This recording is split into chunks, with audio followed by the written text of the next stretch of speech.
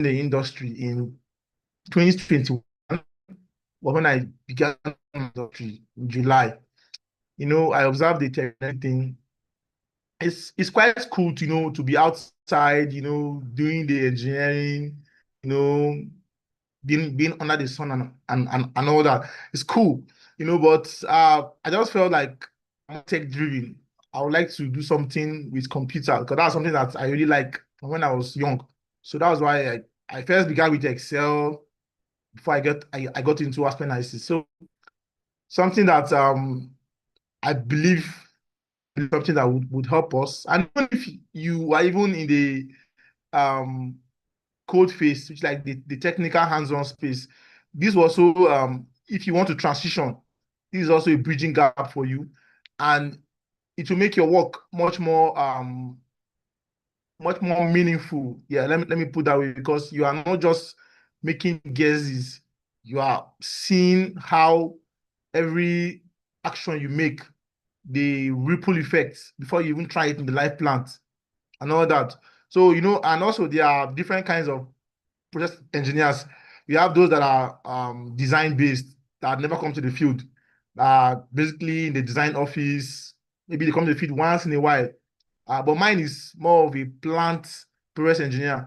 So I still work in a plant up to now. So uh, I bring you real plant experience and knowledge. And I hope that Mr. Franklin, please, yes. sorry. Can you put your slide on presentation mode, please, so that we can see clearly? One of the participants requested that. Please, sorry. Okay. Like on I get. presentation mode. Yeah. Yes, yes, Please, your sorry. slideshow. Okay, I okay. get. Okay. Thank you, sir. I can go ahead, sir. Yes, sir. Okay, can you see? Okay. So that's that about that. It's tailored for beginners, intermediate level learners who want to gain and improve on their foundation in process simulation and modeling. So basically for chemical engineers, petroleum engineers, industrial chemists, people that are even in a mechanical self that want to go into process engineering, so it's all about interest. Okay. So how's that about that? So same thing here. The course objective. This is a slide for the last, so I just brought it up because we didn't get to finish the slides. So we hope to help enable participants understand the role of Aspen HYSYS. So, by the way, Aspen HYSYS is a software developed by Aspen Tech. I think it's under Immersion right now. Immersion bought the company, and it's a leading tool for process simulation. You can simulate with several softwares, not just Aspen HYSYS. You can use Augur or flow assurance, can use pipe sim still for pipe sizing and still flow assurance. Can even use stuff like um Pro 2. Yeah, Pro 2 is used by Total most times still for simulation, you know, even Prosper. So, but basically, Apple is basically meant for surface production facility. It's for me, I feel like it's now of all the other softwares. Even though I believe Pro 2 is more older than Aspen Analysis. But why I feel Aspen stands out is because it has this leverage. Just the way Dangote now has a leverage. It has a leverage you know for for cement, sugar, all these things. Whatever it goes into, he doesn't buy power. He has his own gas turbine. So he has this leverage. Now he's going into refining. People are scared because he's not going to get his own trucks. So he's refining, distributing, and selling. So very soon he might even go to open his own filling station. So basically, why businessmen do something like this? Because of the more leverage you have, is the more advantage you get, is the more multi-purpose you get. So that's one thing about Apple. It has leverage. It covers flow assurance. It covers detailed engineering design when you are using EDR. It covers heat exchanger design. Yeah, EDR covers process facilities refining, it has ASPEN Plus that is used for chemical simulation, because if you are dealing with more chemical processes, you might need to use ASPEN Plus for that. So it's more wider compared to other softwares that basically are tailored for one area of simulation. So that's why, even if you want to learn other simulation softwares, I would advise you to learn ASPEN HYSYS first. Let it be your background. So when you are going out to learn other ones, you will easily flow with it. So that's just about that. It's used for process design, optimization, troubleshooting, and this class, however, is not a full-fledged technical ASPEN class where we get to go very deep in everything. So it's just, I'm coming. Hello. Yeah. Okay. Okay, please guys, give me like 1 minute. Okay, sir.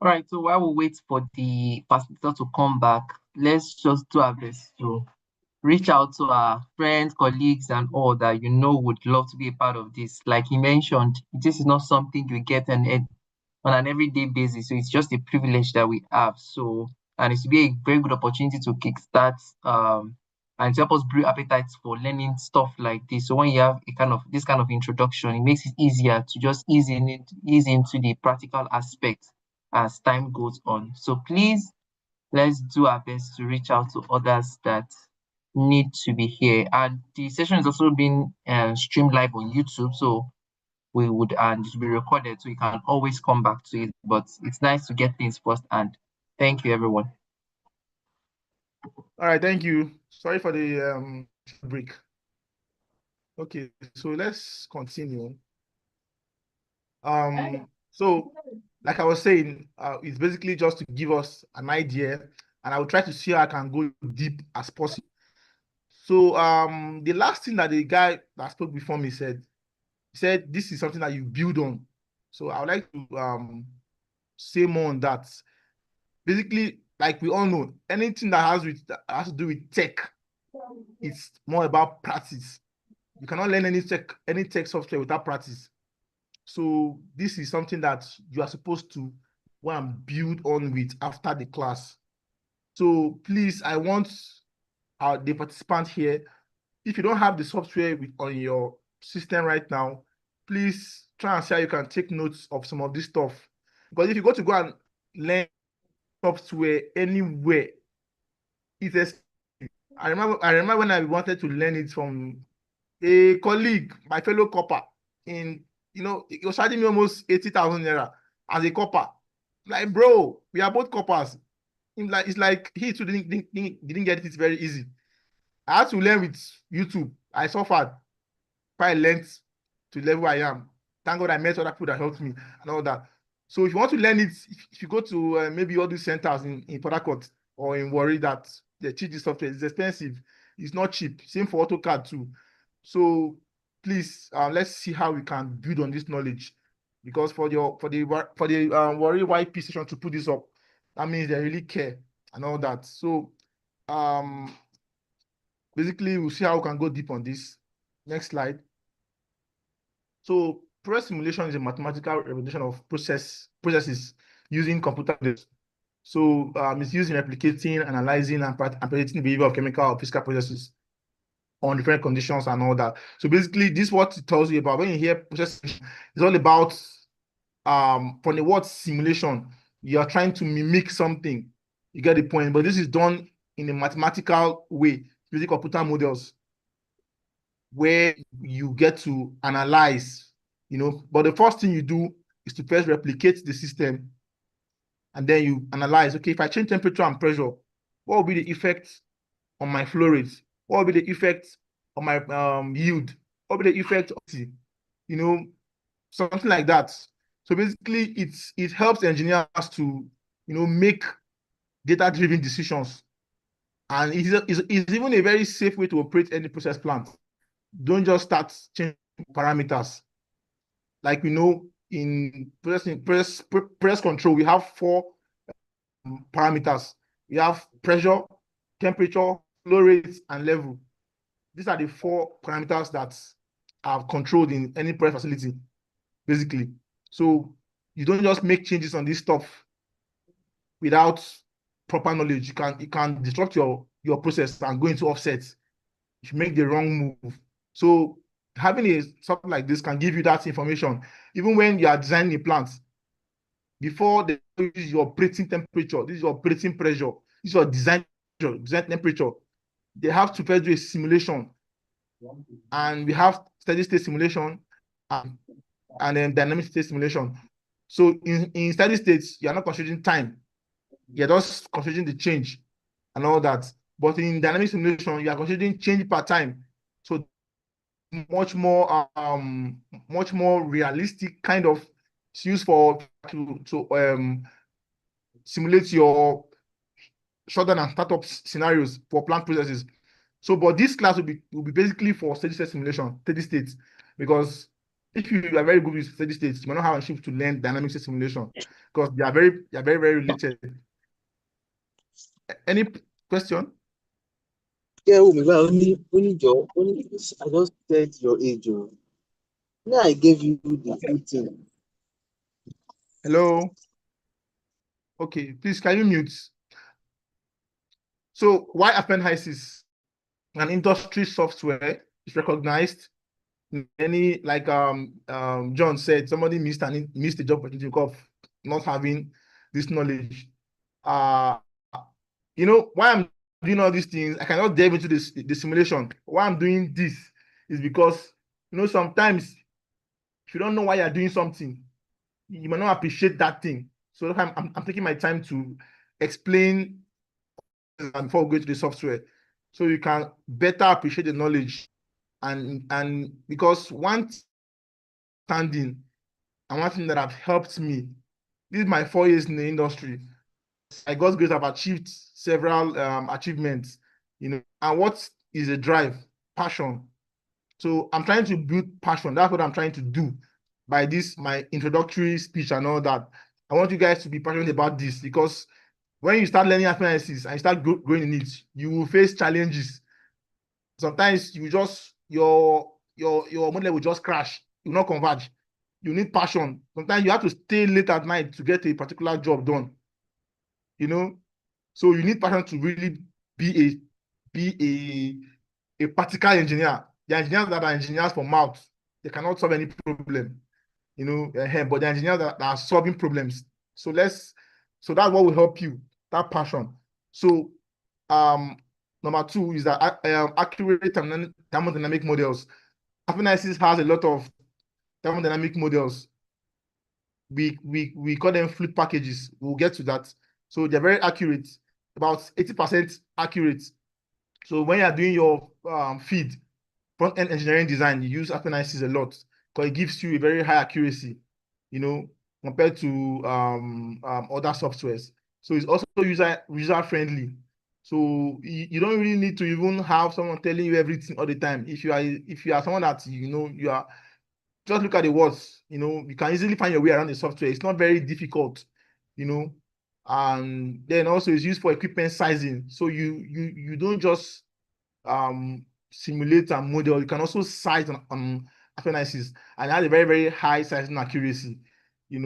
Also it's used for and for optimization.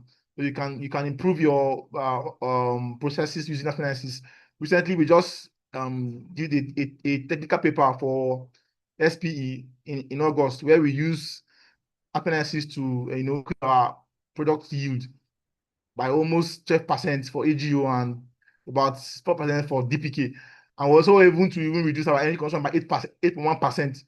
We did all this thing via case studies on analysis. I think I will try and touch those things so we can see how was used in a real plant condition. So I did for process engineering task. As a process engineer or one who is looking to become a process engineer, you must simulate. I know that there are some process engineers that don't know how to simulate. I wonder how they do their job, but you have to know how to simulate. You have to know how to solve a size. You know, I don't know that many companies use vendors and all that, but for you to even check the vendor data, you have to also do it yourself. So for those who are going into process industry, yes, you need to have this as your number one software. Chemical engineers, for example, you have to know how to use ASPEN or any one for simulation. So also it's very durable and relatable. Durable in the sense that it doesn't require, when I say it's not too heavy, you don't need to have the highest version. You can use version 8, version 9, version 10. Me, I started with version 8 point something. If I go to 11, go to 10 and all that. Now I'm using 14. So my first system I used for simulation was it was not Core i3 or so. And it was working, though it was stressful. So basically, it's something that you don't have to have a high-end composite. So also it might require some basic knowledge of chemistry and chemical engineering and even petroleum engineering. So if you don't have background in these three areas, you might need to do some small read-ups, when you encounter them and all that. So, and even if you did this course and then you have forgotten, you might need to still go back and learn a little, because like my boss will always say, anybody can, okay, not anybody though, but anyone who has interest and learns the software, can use it. But it's one thing to design something to simulate. I want you to understand what you're actually simulating and how it can affect your process. So that's what those knowledge will help you.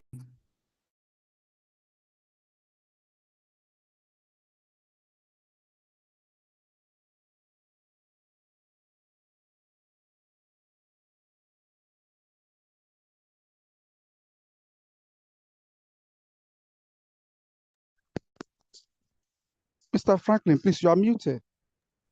Oh, sorry about that. Sorry about that.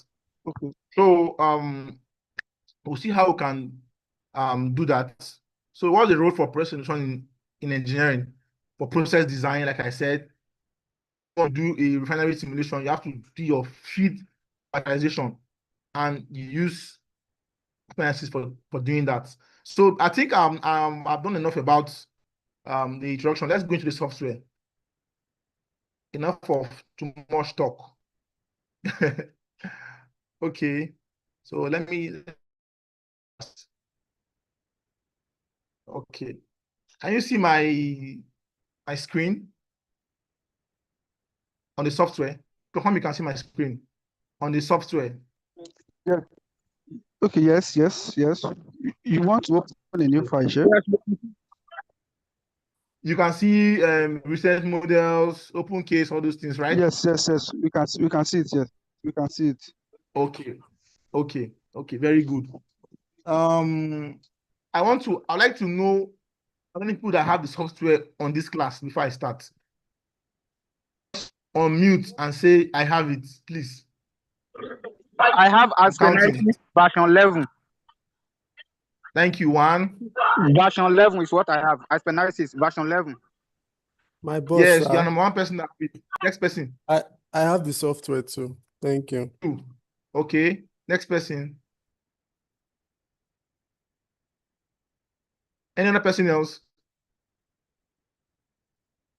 Okay. Why I'm asking is that I might have you share your screen so that maybe I say I'm the only one doing it, so that when you see your colleague also doing it, you can be encouraged. So just two persons is fine. I did that last class. We had just one person last class, and it was not really. At least two is okay. 2 plus me, that's 3. That's the quorum. So for this, so I'll make it a beginner class and intermediate level class, so that I won't make any assumptions for people who are here. So if you are here and you're already good with the software, I'm sorry, I'm going to be a little bit dragging you back just to carry everybody along. Okay, so this is version 4. For version 11 or version 12, it might not be like this exactly, but there are some things that are default. You must see your options tab, you must see your about tab, you must see new and open. What will change is these cases. This is not in version 10. So a little differences, but it's still about the same thing. So when you want to open a new case, you want to open a new simulation, you go to new, you click on new, and you create new case. Okay.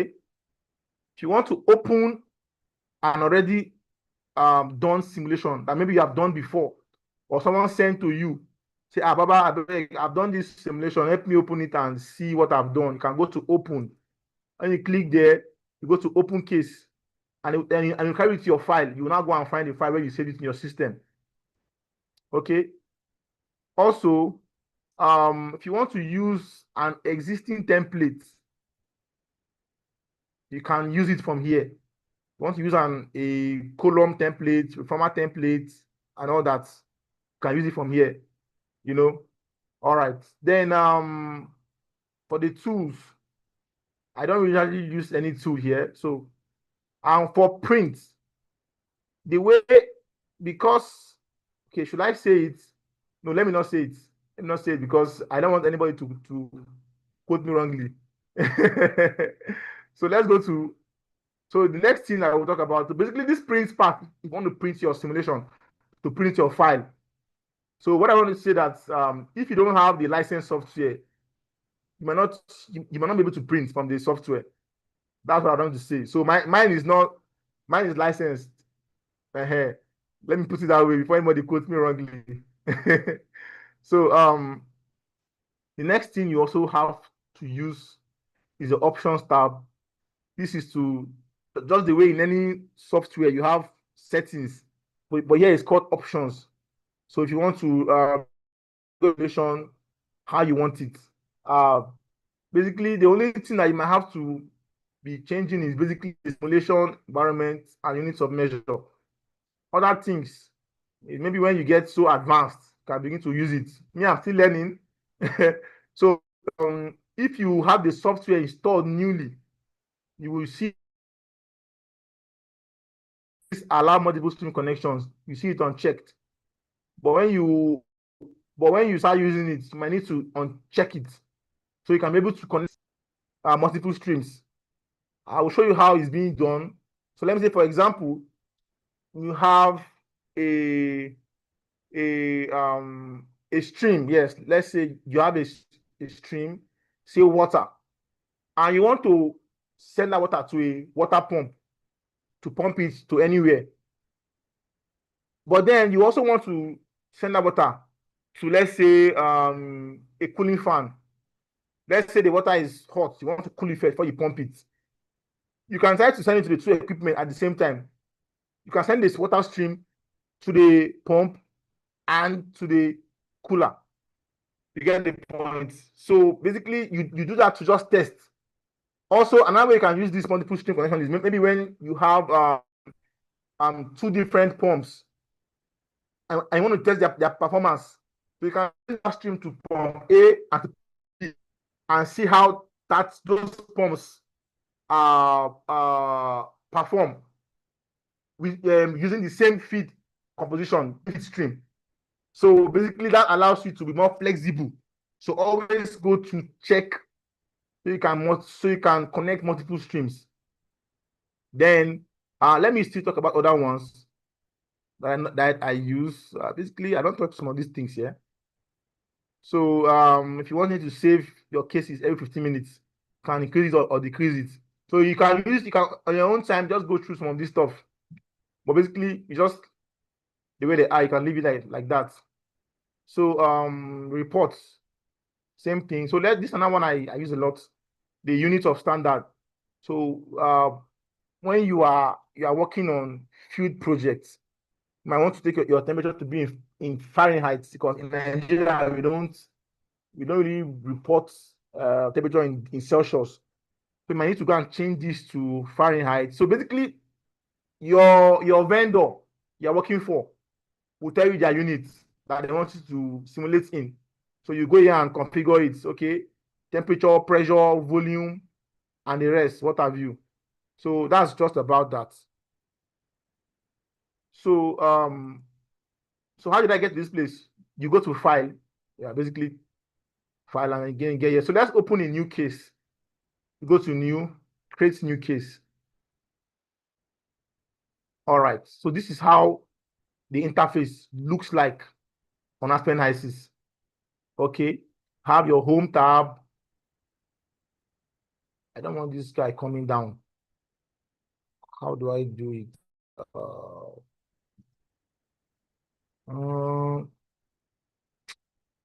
Okay, let's just continue. You have your home tab. Home tab is where you can see your fluid package list. You can see your method assistant, manager, and all that. This one, how do I take this off? Go and help me for this. It's blocking my screen. Okay, What's that's that, gone sir? away. Okay, I Okay. think you can't see it from your end.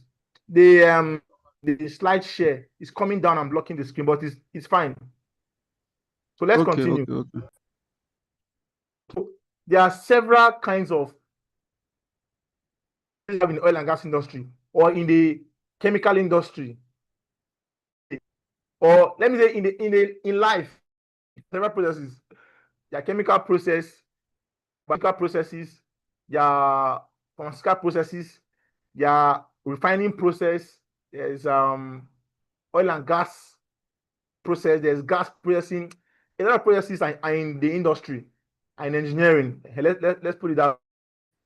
So because they are not the same, you might have different way to go about them. Okay, the way you simulate or you model a reaction process might be different from the way you model a simple separation process. So how do I so what is the difference? Because in chemical engineering we have what we call thermodynamics, when you are dealing with a reaction process, you have to use a lot of formulas, theories, and all that. So this software is like a calculator that was programmed with several principles, with several theories, with several principles. So whichever principle you want to that you want to simulate or model has its own set of theories you apply.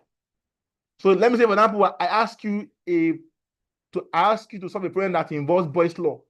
You can't go and use Charles' law to explain it. You will not get your answer. So you must use Boyle's law to solve a problem that has Boyle's law. Or let me say I'm asking you that I'm having issue with my pressure and volume. That's Boyle's law talking.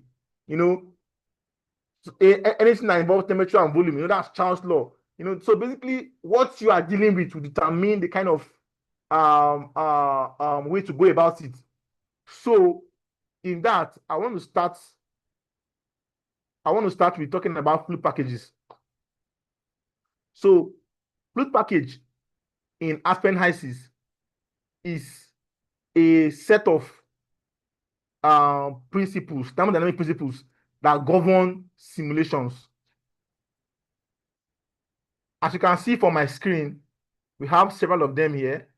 We have an acid gas for chemical solvent. We have Antonin. We have Peng-Robinson. We have Sarah Peng-Robinson. We have Sarah Redlich-Kong. We have Uniquark. So these are all packages that were modeled for selective processes. So when you are dealing with oil and gas processes, you get to use a certain kind of fluid package. That package now is consisting of several equations, several thermodynamic principles that were put together for that process. You get the point? Those laws, those theories that govern that process.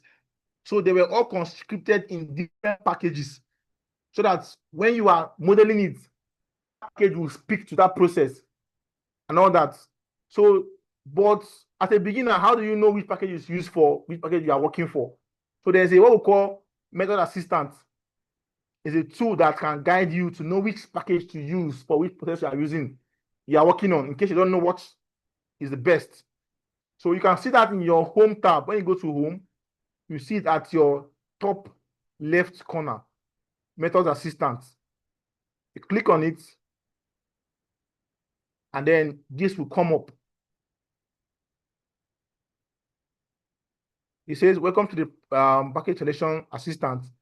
The purpose of this assistant is to help you select the most appropriate property packages for use with ASPEN analysis. It will ask you a number of questions based on your responses. It will suggest one or more packages to use. So you can see, it's asking you what kind of process are you working on? Is it an oil and gas process? Is it refining? Is it chemical? Is it clean fuels, electrolytes, environmental? You can see how vast this software is. You can even simulate for power and all that. So let's work on, let's say, on a simple oil and gas process. We click on it, oil and gas.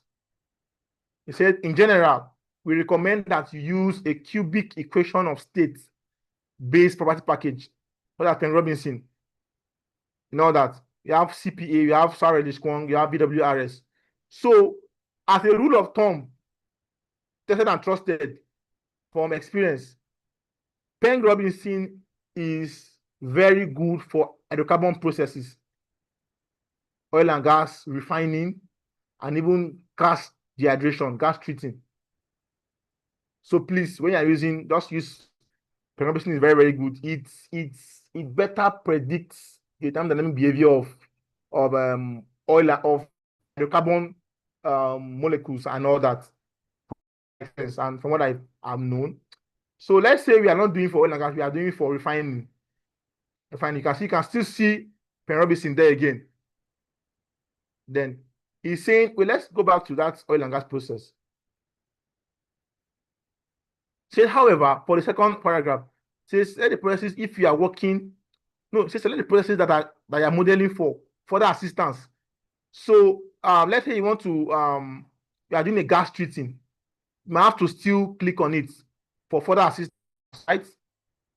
It said you can use glycol dehydration. So okay, it's asking you, is it a glycol dehydration, or is it sour water, or is it acid gas treating? Let's say you are doing an acid gas treating, you are removing H2S from your gas. Click on it. It says to model the chemical and amine solvent, you can use acid gas, chemical solvent. This is the package that you can use for acid gas treating. If you go and use PR, use your Penn Robinson for this kind of simulation for acid gas treating, you might not have correct values. It might not give you what you want. So this was made for acid gas treating. So I believe this speaks to that. If you are doing maybe your sour water stripping and all that, you might want to use sour water package for your simulation. So having said that, I believe you can still on your own time go through this for further knowledge. So when you are doing a simulation, what's the first thing you do? Okay, by the way, before I go to that, there are 4 environments in ASPEN HYSIS. The first environment is your properties package, properties environment. You know, basically when you are doing any process back then in the university, you must first determine your fit conditions, right? So that so and so gas, say a helium gas, has certain composition. So for the software to know what to calculate, what you're asking it to model, you must first tell it the properties of that process. So let's say you want to model a HCl process where chlorine and hydrogen comes together to give you your hydrochloric acid. You have to tell the software that, okay, I have hydrogen, I have chlorine, and I want to produce HCl.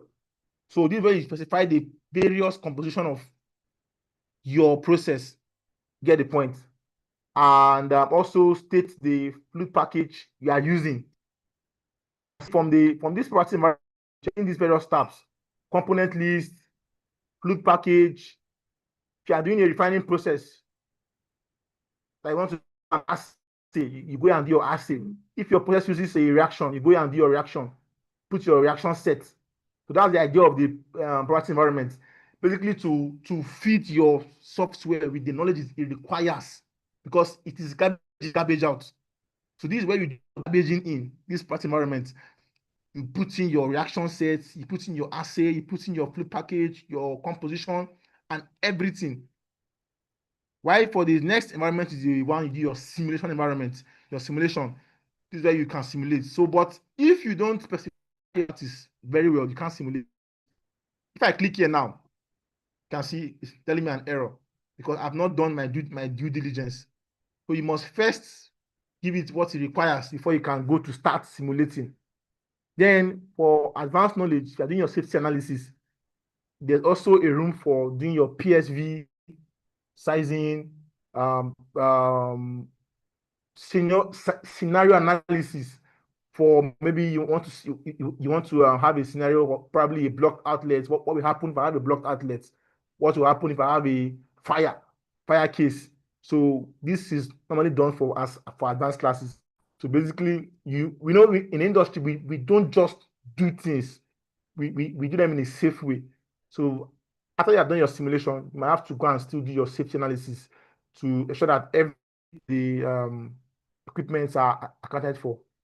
So energy, you want to know your energy efficiency and all that. You can do that also with ASPEN analysis. So let's begin with what to do and all that. So the first thing you specify in your simulation when you are modeling with ASPEN analysis is your component list. Like I said, you tell the software what elements are going to play out in this process. Anything that you don't specify in this component list will not be used in your simulation. So more like putting your map number in your exam. If not, I'm able to trace who you are, something like that. So you come here and you click on it, double click on it, and it takes you here. So you can bold it. So these are the various components, elements I've maintained down and all that. So let's say we are doing a simple water process. We want to pump water from facility A, facility B. So you go, so what are the pure components, right? You go to compare components, click on compare components, and then you go for search for water. Add the chemical name H2O, H2O, or you can search for water. It comes out. You click on it, then you add. It comes over to the left. You can also remove it. Click on water and you remove. Okay, so let's add water. Okay, let's add oxygen. Let's say we want to combine it in the process. Oxygen. Add oxygen. Let's say hydrogen. So anything that you don't add, if you maybe you need just 10 things and you add 100 things, no problem. But if you need things and you're gonna add 19, or if you need 10 elements in your simulation and you're gonna add 9, you have problems because you'll not be able to it will not be able to account for that missing elements. So it's best to add more elements more than you need per se. So hope I'm still audible. Please feedback. Yes, loud and clear. Okay, thank you. Yes, sir. Thank you. All right. So I've added this stuff. Let's cancel. Okay. So let's go to fluid package. That's the next thing you do. Fluid package. You come to, so I've already created a fluid package. So, but when you don't have it already, you can can just let me delete it from the beginning. Oh, okay, let's just continue. This is one. So you come to, let's use Pen Robinson. So when you add the appropriate food package, you will see a green stuff. So it uses your component list, as you can see here, to verify that your package you've selected is appropriate for it. If you go and choose the wrong one, it will show red. So not doing that, you cancel. Then let's go to our simulation. This is very basic simulation, so no need for assay or reaction set. So let's go to simulation environment. Okay, so we are here. This guy on my left is called a model palette. Basically your toolbox. That's why I call it your toolbox, where you can have all your equipment and you can pick and drop from. Okay, so they are categorized in, if you want to just for them dynamic and control, you can see them. External model, you can see heat transfer, heater, exchanger, and all that. So, but let's go for all, so you can easily choose what we want. You can also type it if you want to. Let me say, I want a pump, PUM, pump has come. You can see pump. Okay. So, but most times it can block your simulation environment, can block your PFD environment. So you can always delete it. Okay. And come here in case you need it. You come here, come to the flow sheet modify tab, flow sheet / modify tab. You come there, click on it, and come to models and stream. When you click on, you can see palettes under, right? Click on it, it comes again. Okay. You can put it anywhere you want to put it. So there's a mouse here. When you carry it to the left pane, it comes here. You leave it, it can come here. So you can do it this way. So we just be by your side, or remove it entirely. So this is where you pick your streams and equipment for your simulation. So we have 3 types of streams in ASPEN. We have the material stream that has your feed and product. That's basically what you use for your simulation. Have energy stream. Like for example, if you are using a cooler and it's powered by electrical supply, use an energy stream, and have power stream. So now we want to specify our water stream. So water, you click on material stream, and you just click on it and drag your mouse, and then click on your mouse again. Okay, let me go again. You click on it, don't click again, just leave the mouse, then just drag the mouse to your flow sheet, and then you click on it, it will just drop. Okay, another way is to maybe just click and drag, but it's not the best. Okay, so you can delete your streams. You click on the streams, click on it, and you click on delete to delete the stream. Yes. So let's call this. So this is a hypothetical simulation. Doesn't really make sense. Let's call this oxygen. Okay. Let's call this hydrogen.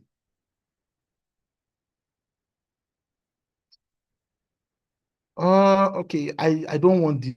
This does not make sense. Even if you are doing a demo, it should make sense. So let's go and add another component.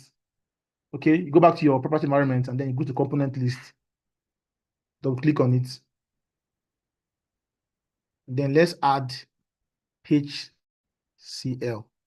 Let's say we are doing a water and HCl mix. Okay, that one can make more sense. So let's add HCl. Okay, so before I even go to that, you might be doing a simulation where you don't see the components on this search bar. There are components that you will not find here. Okay, let's say brine, for example, brine. You will not see brine here. Brine is salt and is salty water.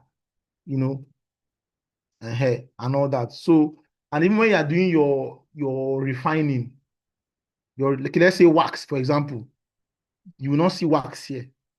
Okay. So let's say you have a particular component that is not found on this bank, this ISIS bank, component bank. Yes, you can create your own components. So why it's not there? Because it's not a pure component. That's why it's not there. So you can come to your select tab and click on ah there, yes. So click on hypothetical. What's happening to my simulation? I'm coming, guys. It's coming and going. Okay, yes. So you can create your own hypothetical. So when you hear hypothetical, it means like not a realistic something, like not a you know what it means now, hypothetical. So like you're trying to formulate your own components, right? Click on it. If it's a liquid, you click on it, or here for solids. So let's click for, let's say it's a liquid. When you do that, you come to your filter. It's asking you, is it a hydrocarbon? Is it a solid? Is it a alcohol? Is it a ketone? So let's say it's an hydrocarbon. Let's say we want to make wax. Okay, hydrocarbon.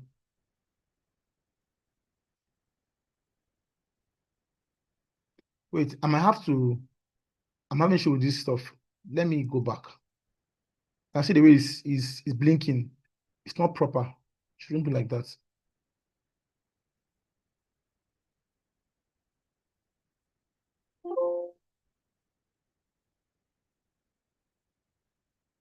Okay, let me put my simulation back.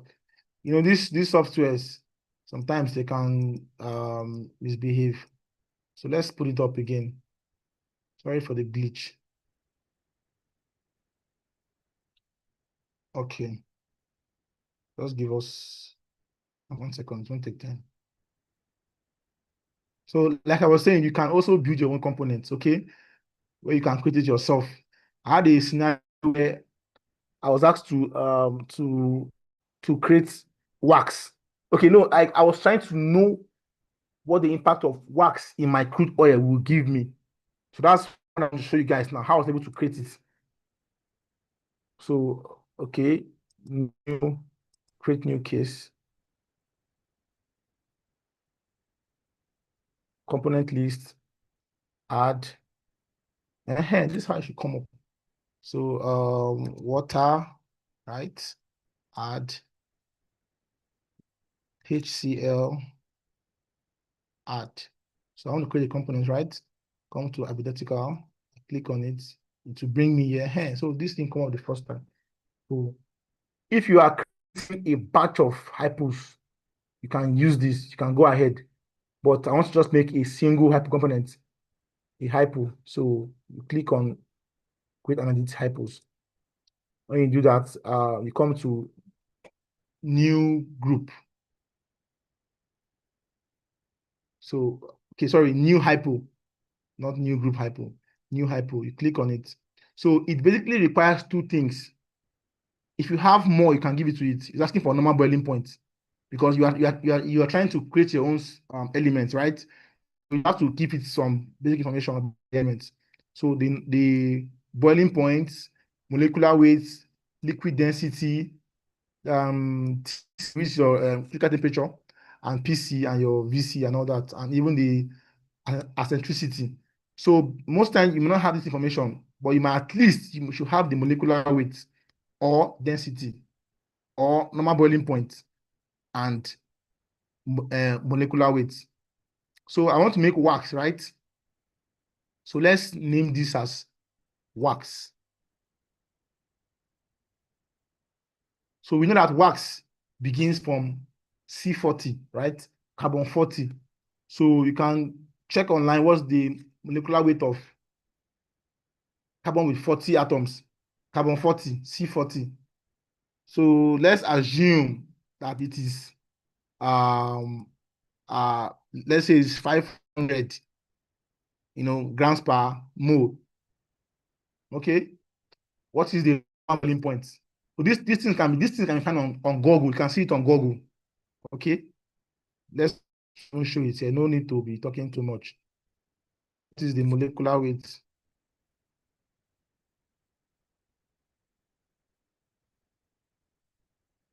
of C40. You can see it online, very easy.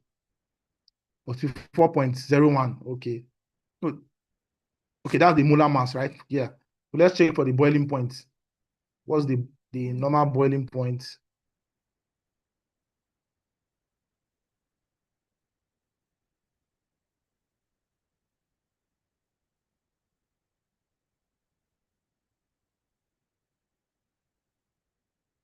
Okay.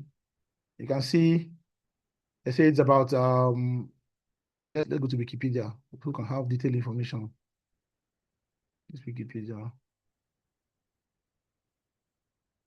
Okay, normal boiling point.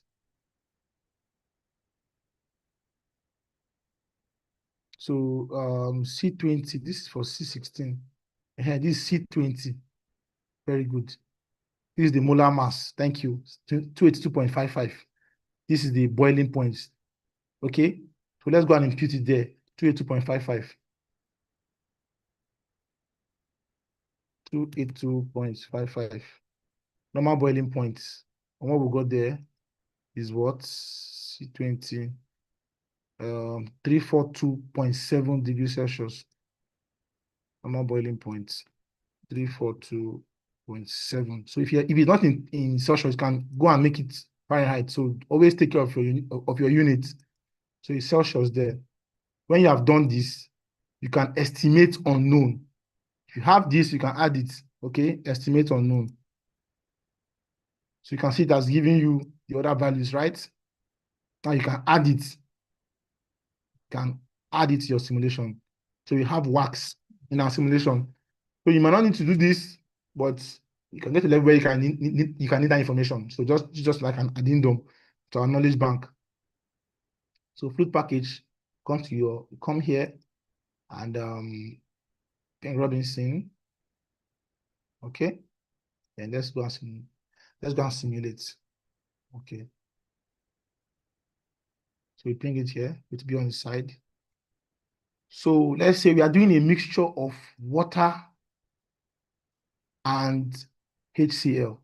Okay, this will make more sense. So those people who have the software, please be following me if you can. If you can be following me, try. Okay. HCl. By following me, I mean be doing it on your own system. So we have water and HCl. So when your feed stream or any stream you are trying to model is not fully converged, you'll be showing this light blue color. That means you have not specified, not defined that feed. You can see then you that unknown composition. So it doesn't understand what this is all about. Okay. So you have to put some things in place for you to know that okay, this is what you're talking about.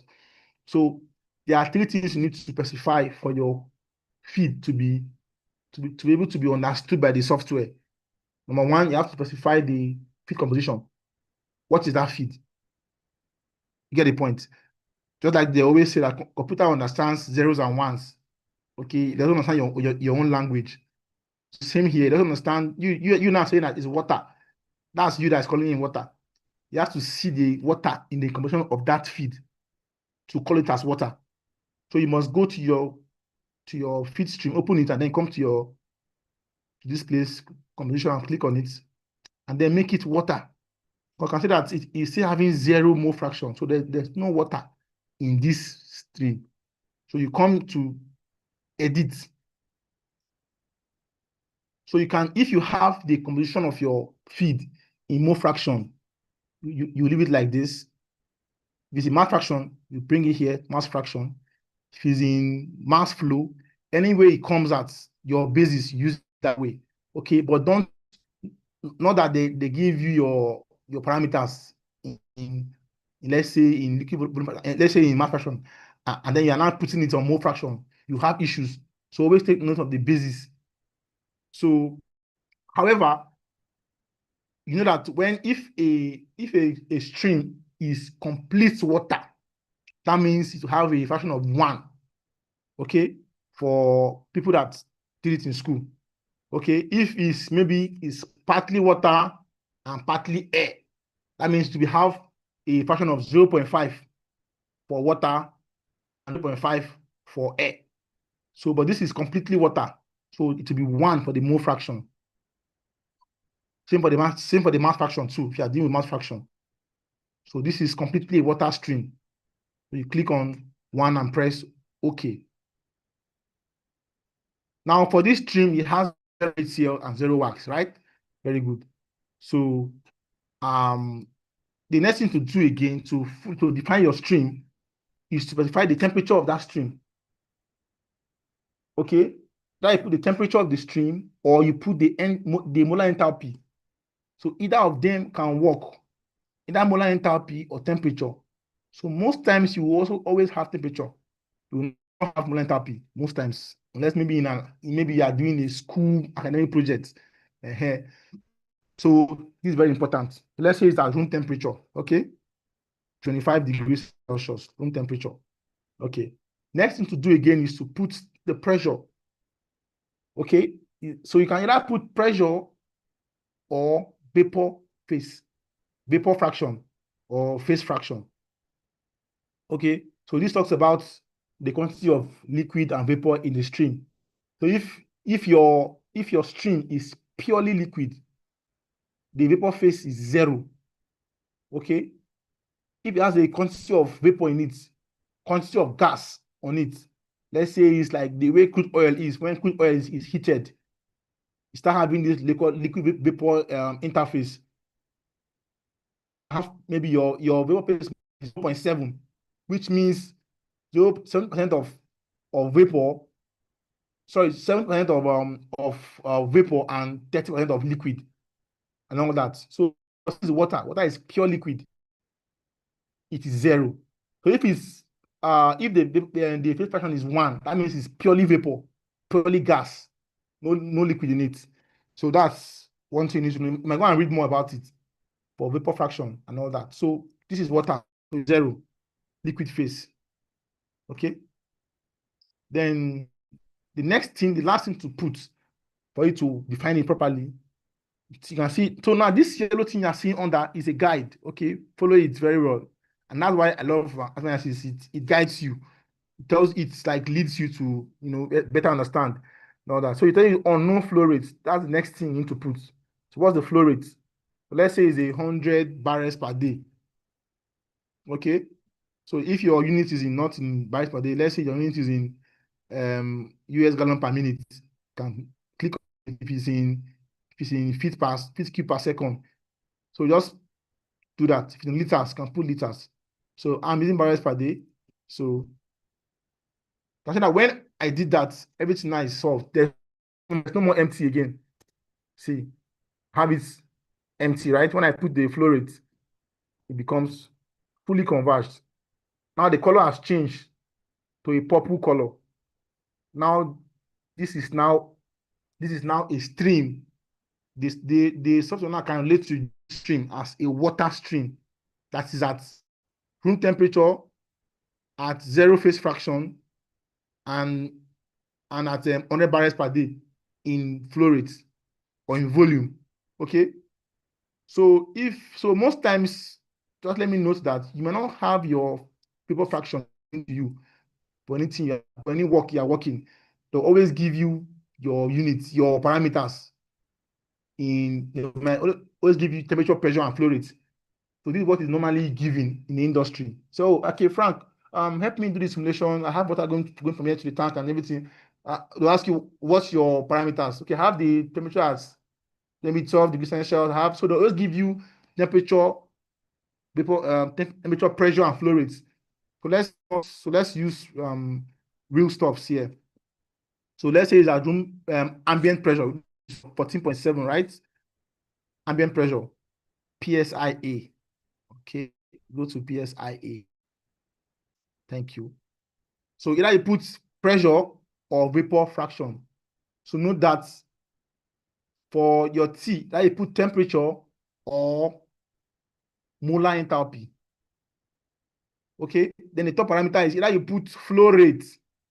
So if it's liquid, if it's a liquid product, a liquid stream, you use flow rate, not ideal liquid volume flow. If it's a vapor, it's a gas, use molar flow, because we don't quantify gas in volumetric flow rate because mass is best measured in molar flow. Then you start having now this is a 0.7 million scoff per day. That's what this means, million scoff per day. Okay, so that's that about that. So we are fully defined our water stream. Let's go to HCl. HCl, let's say HCl is also at room temperature. Now I won't waste time here.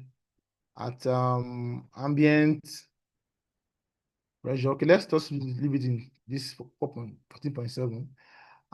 Let's say our flow rate is say 50 barrels per day. You can see that it has not converged, right? It's telling you that on no composition. So you have to go and put the composition. You go to HCl. Okay, you go to edit. So since this is the purely HCl stream, you go here and put 1. Okay. And then you click on OK. So this is now a fully converged HCl process. So let's say we want to commingle these two streams, we want to dilute the HCl. The HCl is too concentrated, we want to dilute it before we send it to where we want to send it to. We bring in a mixer, right? Have this, you come to your model palette, bring in a mixer, click on a mixer, you drag it and drop it here. Open the stream. You have, let's call it M100. Okay. So what the inlet stream to this mixer? Water and HCl. What's the outlet? Let's call it the weak acid. Okay. You get the point. Just by clicking it, you already have it simulated. Okay. So this is a very simple equipment to work with on analysis. Just put your inlet and outlet, and then it converges. Okay. So I don't want to go into this. Okay, but let me just go into, in case you have any advanced person here. Okay. So if you want to equalize your pressure, because the way this mixer works is that it uses, when you want to commingle two different streams, and one has a high pressure, one has a low pressure. The one having a low pressure will not be able to commingle into that combined flow. There will be a repulsion. You get the point? Because of it has a weaker force. So you might need to have the same pressure for them to be able to mix together. So when you are doing any commingling, you consider pressure. If not, it will not enter. That lower pressure stream will not be able to feed in. So when we are doing commingling in the industry, we ensure that the two streams commingling are of the same pressure so that they can come in. How do I put this? Just like, very good. Let's say you have a door now, and at the back of the door, you have 5 persons that is pressing the door, not allowing you to come inside. For you to break through and enter that room, your own power must be more than that 5 persons pushing that door from giving you access. So that's how it is. So you have stream A, let's say 5 bar pressure, 5 bar gauge, and you have stream B coming at 12 psia. You will not enter because it doesn't have enough pressure to push through and pull in. So the way the mixer works is that it ensures. So let me talk about the industry phase first before I go to the simulations stuff. So when you want to do a commingling, you have to put a control valve at the higher pressure stream to bring the pressure down to the level of the lower pressure stream so that they can both enter the commingling pipe and commingle together to the destination. Or you bring a pump and increase the pressure of the lowest pressure stream so it can match up to the pressure of the higher pressure so that they can be able to go in together. So, but in ASPEN, the way it works is that the mixer does that work for you. You don't have to, because you don't have our water is at 4.055 psig. HCl is at 14.7 psig. That means that means your HCl is of a higher pressure than the water. So it will not, if it's a real case, you will not have flow. You only have your HCl going through this mixer to the storage. It will not enter because there'll be a repulsion due to that pressure that is coming with. So, but the way the mixer is being set is that it set the outlet to the lowest inlet pressure. So, for this guy to be able to come inside, ASPEN will set this mixer to the pressure of the lower fluid, so that this one can easily enter. This can easily enter. I don't know if that makes sense. Now, this mixer now is operating at, you can see the mixer. If I go to it now, you can see the operating pressure, 4.055 psig. So by operating this mixer at this psig, at this pressure condition, it allows for your water stream, which is of a low pressure, to come inside and the HCl to come inside. Okay, so that's how it works. So, but if you want to equalize the pressure, you can click on it. But you have this issue of inconsistency error. This tells you that you cannot equalize this pressure. That's why I said that when you have two streams coming together, and one is higher pressure, one is lower pressure, they will not commingle. That's what just happened now. Because I tried to equalize the pressure. So it will not solve. It will not solve because of that principle.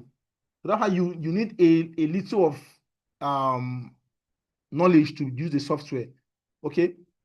So let's go back to the previous condition. So for me to be able to equalize the pressure, I have to come to my water and increase it to the same pressure as the HCl.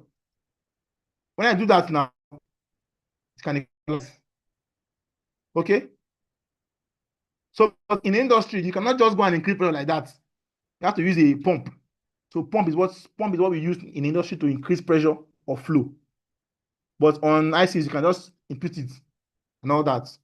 Okay, so that is just that about that. When you are doing your simulation, you might not really need to have this information. But because now if I don't do this, let's say for example, I'm still mentioning using my 4.055, right? And okay, consistency error. Okay, let's go here. Set to outlets. Converge.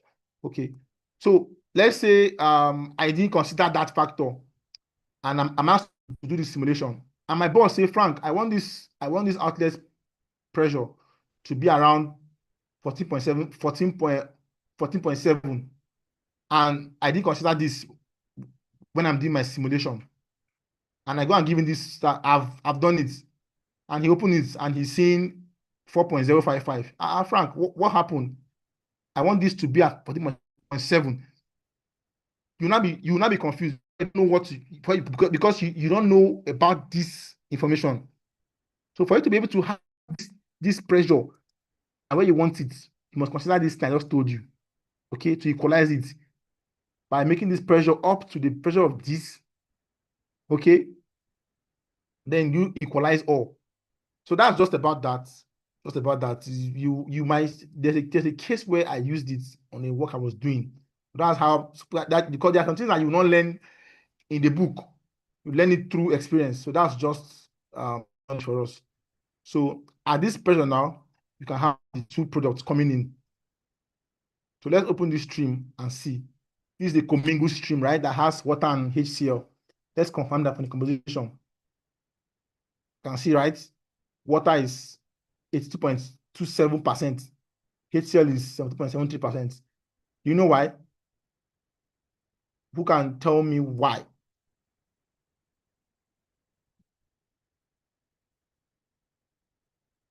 Please, I'll come again, please. I said I have my weak acid.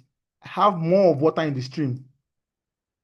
More, you can see that from the conversation, you have water 0.8227. That is having a higher mole fraction than the water. Why is that? Can someone just throw a guess or something? I will tell you why. I want to just know. Okay, no Maybe problem. HCl pressure. Is what? Come again. That person was making good sense. I said maybe HCl pressure was more. Okay, that's a good reason. A good reason. Another reason is because I will not say because of the pressure, because at this operating pressure, they are both flowing well. Because this is 4.00, 4.0. Okay, I've made some changes.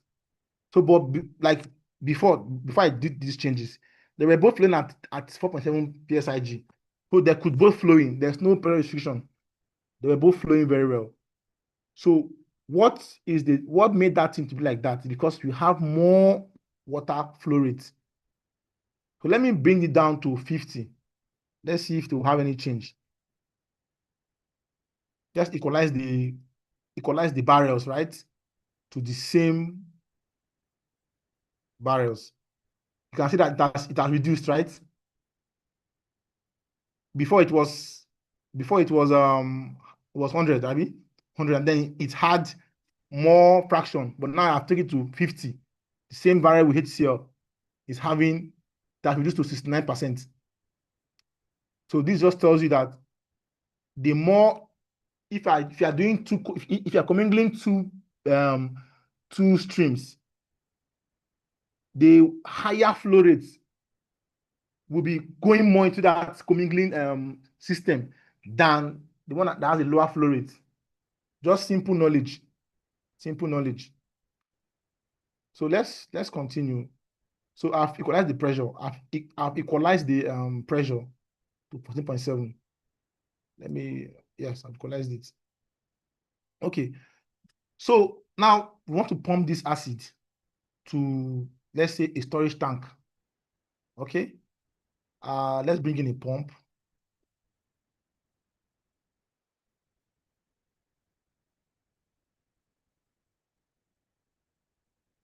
Okay.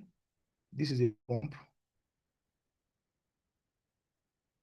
You open the pump. So what a pump does for you is that a pump is used to increase pressure of flow. Okay. And by increasing pressure, it will increase flow rates. But for what we are doing steady state, there might not be any change in flow rate because it's steady state simulation. But when you're working on a dynamic state simulation, when you increase pressure, there'll be an increase in flow rates. Okay, but for this steady state, you just to increase the pressure, because let me say you want to send a fluid from Port Harcourt now to Benga. That fluid needs to have enough pressure to travel around that distance, because as a rule of thumb, in sizing, there's always every 100 meters there's 1 psi drop in pressure. So if the pressure of the fluid is not enough, it can't travel. So when you're doing your pipe sizing, you consider pressure, because that fluid will go and stop in east-west road and not get to your destination. So want to send this weak acid to a storage tank. You click on the pump tool, open the inlet. So any weak acid, right? Weak acid outlets.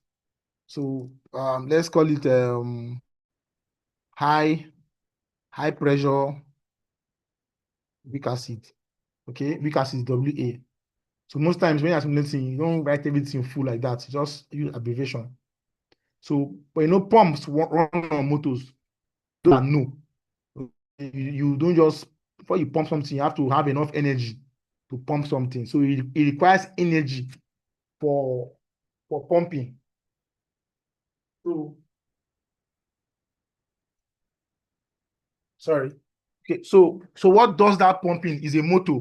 Okay, so there are some pumps that uses air, pneumatic pumps, but most pumps you see in the industry are basically motor pumps. So energy. So let's find energy stream E1. Okay, you can even you can come here and use this energy stream. Okay, come here and use it. It's the same thing. Okay, so either you use that one or you just prefer the E1 from the pump tab, like from the environment here. So it's telling you what vapor in inlet stream. So the way pumps work, pumps are basically designed to handle liquids, pure liquids. Okay, while compressors are designed to handle gases. If you send water to the compressor, you will have challenge. That's why in every gas plant, they normally dehydrate the gas, dehydrate it, send it through a tank. So same thing for pumps. Pumps are designed for liquids. If you start having vapor or air bubbles in your feed stream to a pump, what we call cavitation, okay? That's when you have air or vapor in your inlet stream to a pump. Since it's operating at a very high, you know that when you say pump, basically your centrifugal pumps, they have an impeller, like a fan that rotates, that causes that vapor and that vacuum, yes, that vacuum to increase the velocity of the fluid and basically the pressure also. So that's that rotation of the blades. When you have vapor in that system, it tends to break and destroy the pump impellers. So we don't want to have vapor in our stream. So in the industry, we call it cavitation. It can damage your pump. So in our software, it has that, it can tell you when you have vapor in your stream. You can still go on and simulate, but you will not have your desired. See, if I put the P now, let's say I put 100 now, you can see it has converged. You can go on and continue doing your simulation, but if you use this stuff now to go and start building, you go use this data now to give your engineers to say, okay, I've developed the simulation. Go and carry on with your project. They will have issue with their pump. So most issues in facilities are from the design stage because they didn't consider several factors.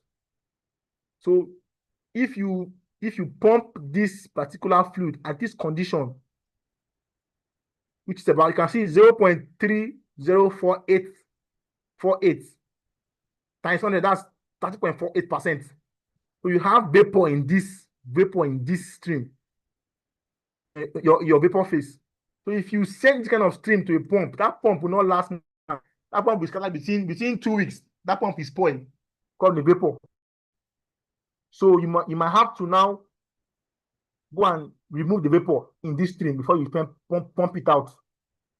So how do we remove vapor from streams? Let's use a separator. Okay. So you go to all. Let's start for separator. Use a separator.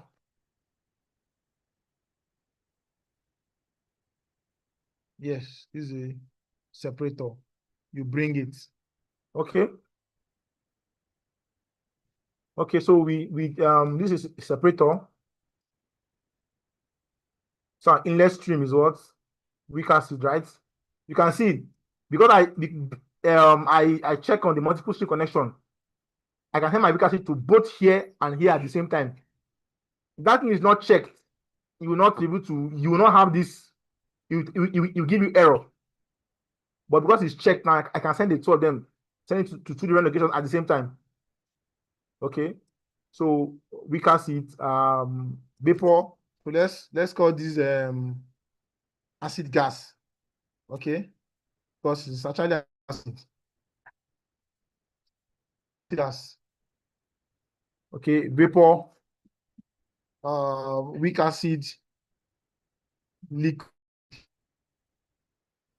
Okay, so now I've been able to separate the vapor out of my stream. Let's evaluate it. This is the liquid stream. You can see, right? Having a vapor fraction of 0.000. That means it's purely liquid. We can now send this stream now to our pump and we'll not have issue with our pump. Let's check that. We can see liquid, right? Can see giving you okay. That means you are good to go. So during your design, you ask them to put a separator before the pump to avoid cavitation. So we don't do anything anyhow. In engineering, we do things, in fact, in process design, there's a reason for it. Okay. So another thing you must do also to make your simulation always look beautiful. Okay. If it's clumsy, it will not be good. So let's make it look fine. So let's put this here. So you can redirect your streams. You go to flowsheet modify, click on it, click on the stream, and then you rotate. I want it to go up. That's gone up. Okay. Take it up. Okay.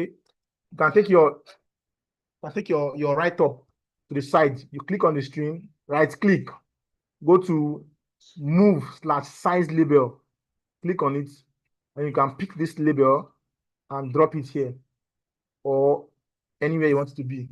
Okay, even for this V100, you can let me move it a little bit away. So this is an all-in-one class. We are doing everything together. V100. So modify, take your V100, bring it down at the bottom. Okay, your water liquid, bring your pump here.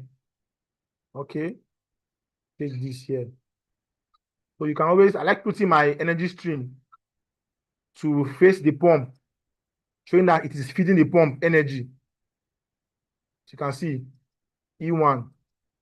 Let me move the label to the side. Am I too fast? For those who are following me with our software.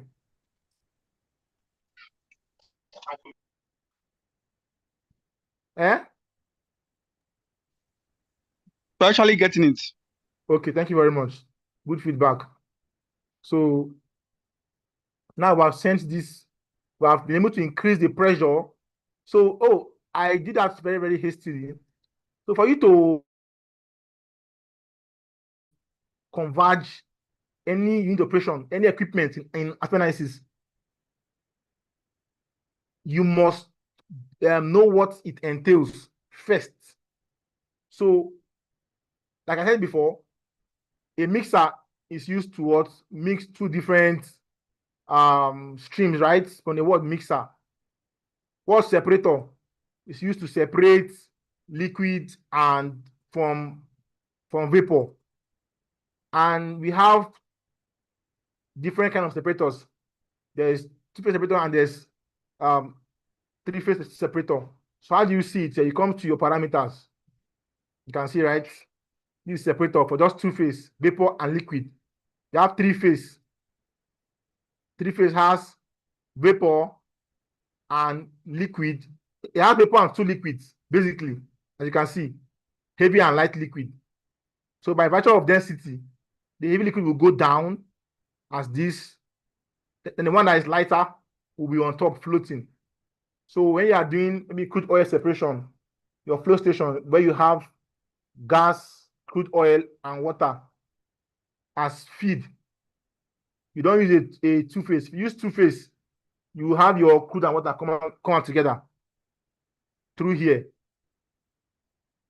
I know that we don't want water in our crude oil, so we use three-phase separator for crude oil processes, so we can have better separation, so that the water can go on its own, flow out, have our dry crude free of water. So by virtue of density, when you put crude oil in water, it will float, right? So water will float on the sorry, the oil will be floating on the water. So you can easily drain out the water from the water booth, and then you take your oil off from this middle part of the separator.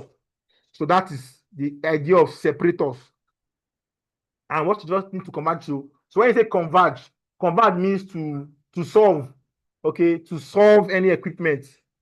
For separators, you just need to put the inlets and outlets. Okay, why is showing you red? It requires another product stream because I only put stream for acid gas and liquid water. If I put a stream here now, it will converge. So separators and mixers, they are very easy to solve. Just put your inlet stream and outlet stream, they will converge. Okay. So, but for other equipment, it will not be like that. You require some other things to do. Like now, for example, for a pump now, what is pump used for? Like I said before, pump is used for increasing pressure, which also impact on the flow rate. So you have your liquid coming at 40.7 psig, low pressure. That's basically ambient. And you want it to go to a very far distance, you need it to have a good pressure because by every 100 meters, there is 1 psi drop. So when you are doing your pipe sizing, you calculate the length of the pipe from point A to point B, the pipe length. So you will know the time of travel and the length of travel to know the required pressure to travel that span. And also you will need to know how much is your landing pressure. Let's say where you are taking this water to now, it's operating as, let's say, 150 psi. If this your water goes there at 100, it will not enter. For my last conversation, I said when you want to commingle two streams together, if one that has a lower pressure wants to come in, it's not coming because you need enough pressure to be able to break in. So where that fluid is going to determine the pressure that fluid needs to come in with. So let's say this our weak acid now is going to a tank coming that operates at 150 psi. It has to get at 150 or more. If not, it will not enter that tank. It will go and stop on the road or stop at the entrance. So you use the landing pressure of the destination to determine the pressure regime of that system. So let's say where we are going to requires 100 psig. So I'm therefore increasing my pressure to 100 psig. And in this case now, I'm assuming that there's no loss on the line, which is unrealistic. So there will be loss on the line. So that means I have to increase this to, let me say, 110. Okay, meaning let's assume I lost 10 psi on the road as I'm going. I will still arrive at my destination at the required pressure. You get the point? So that is the idea of, so you don't just put any value here. That's to be what will work. If not, when they're going to, because they are doing they are building this particular process, the EPCI guys that are constructing, they will go and buy a particular pipe that can handle your operating pressure. So now in this case, now we have said that this stream, this pipe going from here to where it's going to is 110 psi. They will go and buy a pipe that can handle 110 psi. If they go out, so if you simulate wrongly and you give them a wrong pressure rating, and when they started to buy, they buy a lower, let's say this particular process should handle 110 psi, but put 50. Of course, it will converge. But when they start to operate, they will not be having high pressure here, high pressure alarm, and it can lead to a rupture because the material of pipe they bought can handle only 50 psi, like you gave them. But now they are seeing 110 psi coming in real life. So anything you are simulating must be actual. Guys, just give me a minute. I'm coming.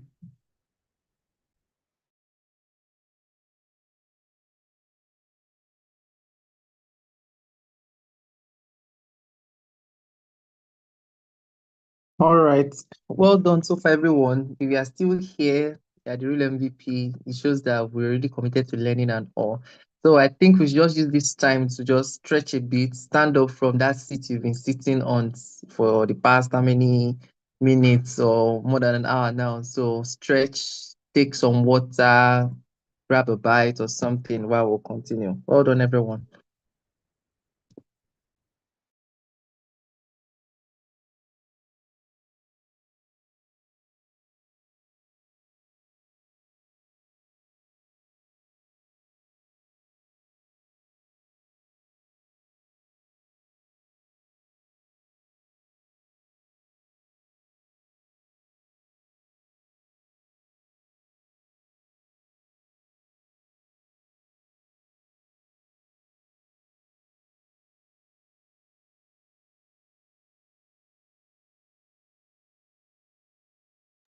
Oh, since it's a virtual event, I believe there will be virtual item sevens also. So I think that's fine.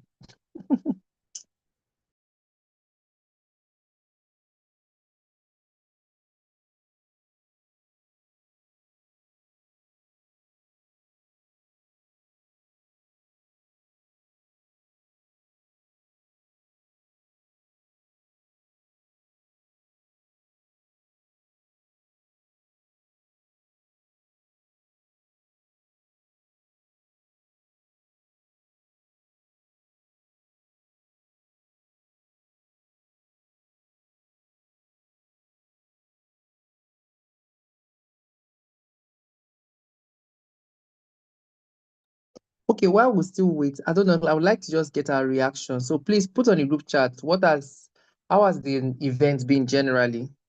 Yes, I know it has been quite extensive, but let me hear your thoughts. Since we started, how has it been generally? For the speakers, facilitation and everything, what you are learning. Let me just hear your thoughts. Let's just type on the chat box.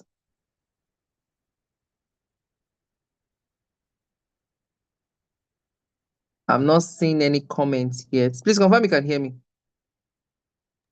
Yes, we can hear you, sir. We can hear you, sir. Okay, yeah. So please, let's use the chat box. Just share your thoughts. How's the program been?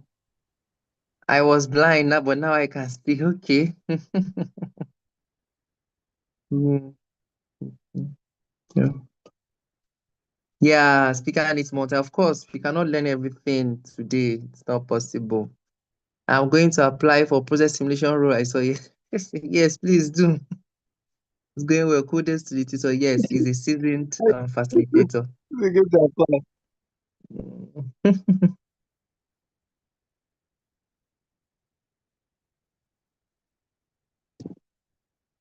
Okay. Yeah.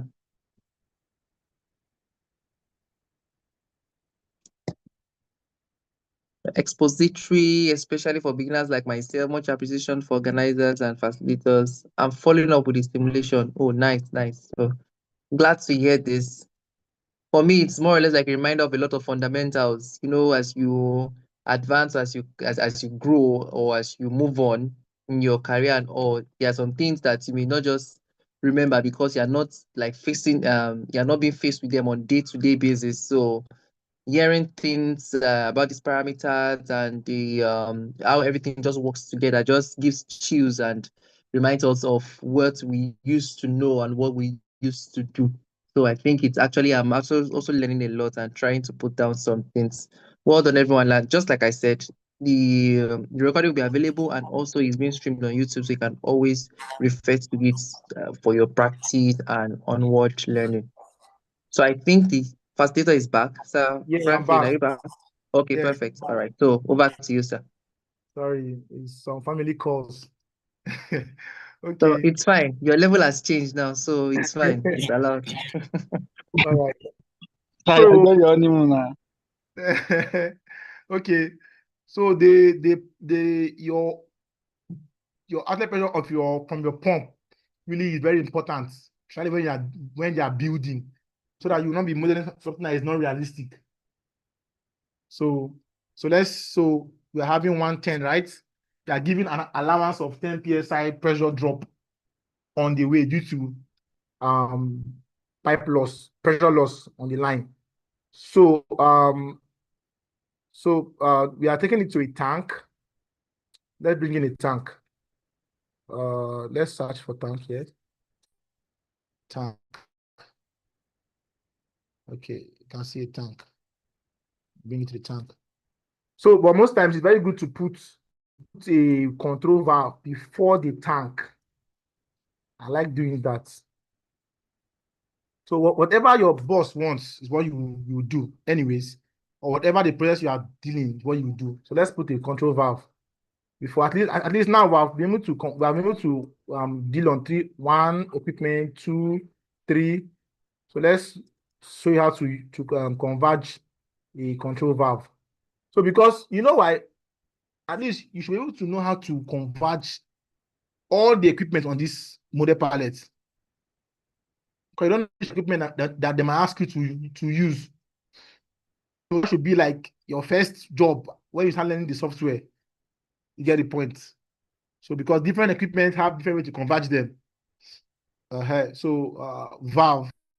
So let's call this a flow control valve. Okay, FCV. No. Always use caps. FCV1. Okay, so it's used to control the flow going to the tank, right?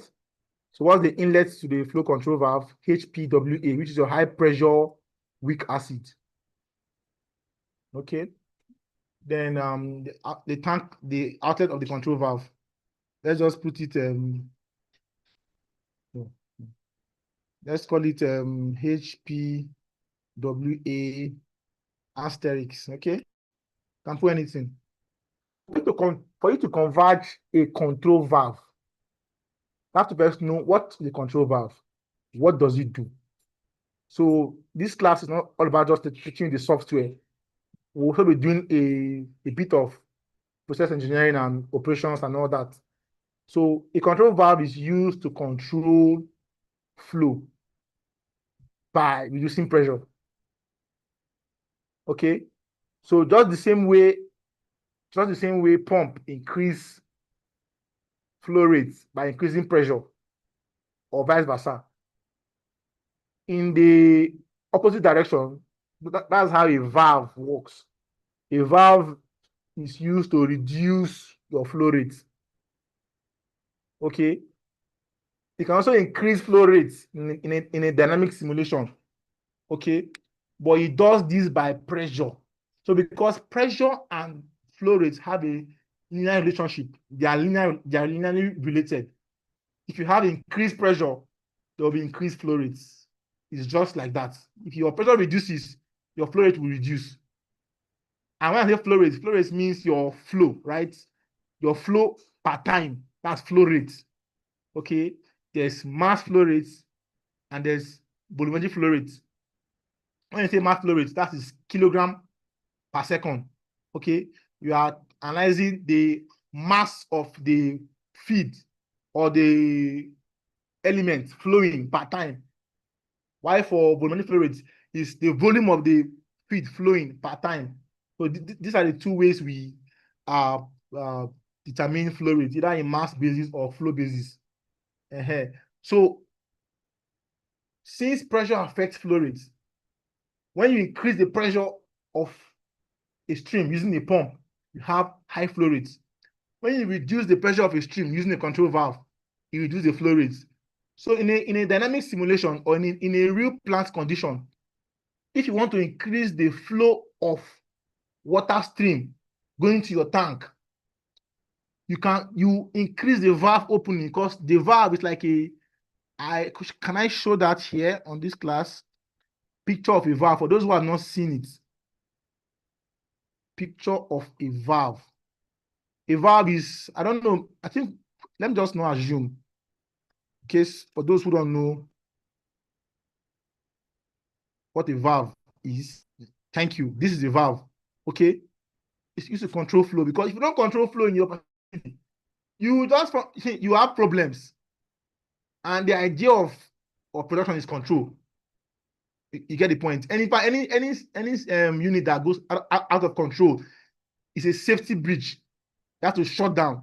So this is what you use to control your flow. So how do they work? There are kinds of valves anyways. There's gate valve, ball valve, butterfly valve. They have different mode of operation, but still the same flow control, right? So gate valve it goes up and down. Okay. Ball valve has a ball that opens sideways and close sideways. Okay. So when you want to increase the flow rate, you will come to, if you are on a dynamic simulation, okay, you will come to your dynamics and come to valve opening and increase it to 70. When you increase to 70, you have more, is to open, the valve stem will go up for more flow to pass. That way you have increased pressure. So valve can increase pressure and reduce pressure, okay? But that's in dynamic simulation, okay? But it won't work here because this is steady state. It won't work here. But the guys in the control room in refinery or procession, this is what they do, because it's a dynamic simulation. It's a real plant. It's flowing part time. So they go to increase. If maybe you're having a high level in your tank, it's going above your set points. You come here and reduce the flow rate to 30, the valve opening to 30. That way it will reduce the opening of the valve and reduce the flow rate. That way reduces pressure. Okay, but in our simulation for steady states, you can see that I'm doing changes and there's no effects, right? Because we are on steady states. So how you do that in steady state is by increasing and decreasing pressure. So the same result you will get by increasing or decreasing your valve opening. The same result you will get by increasing or decreasing your pressure in steady state. Okay, so let's say I want to drop it down to, let me say, 105. Okay, so that's it. So for your control valve,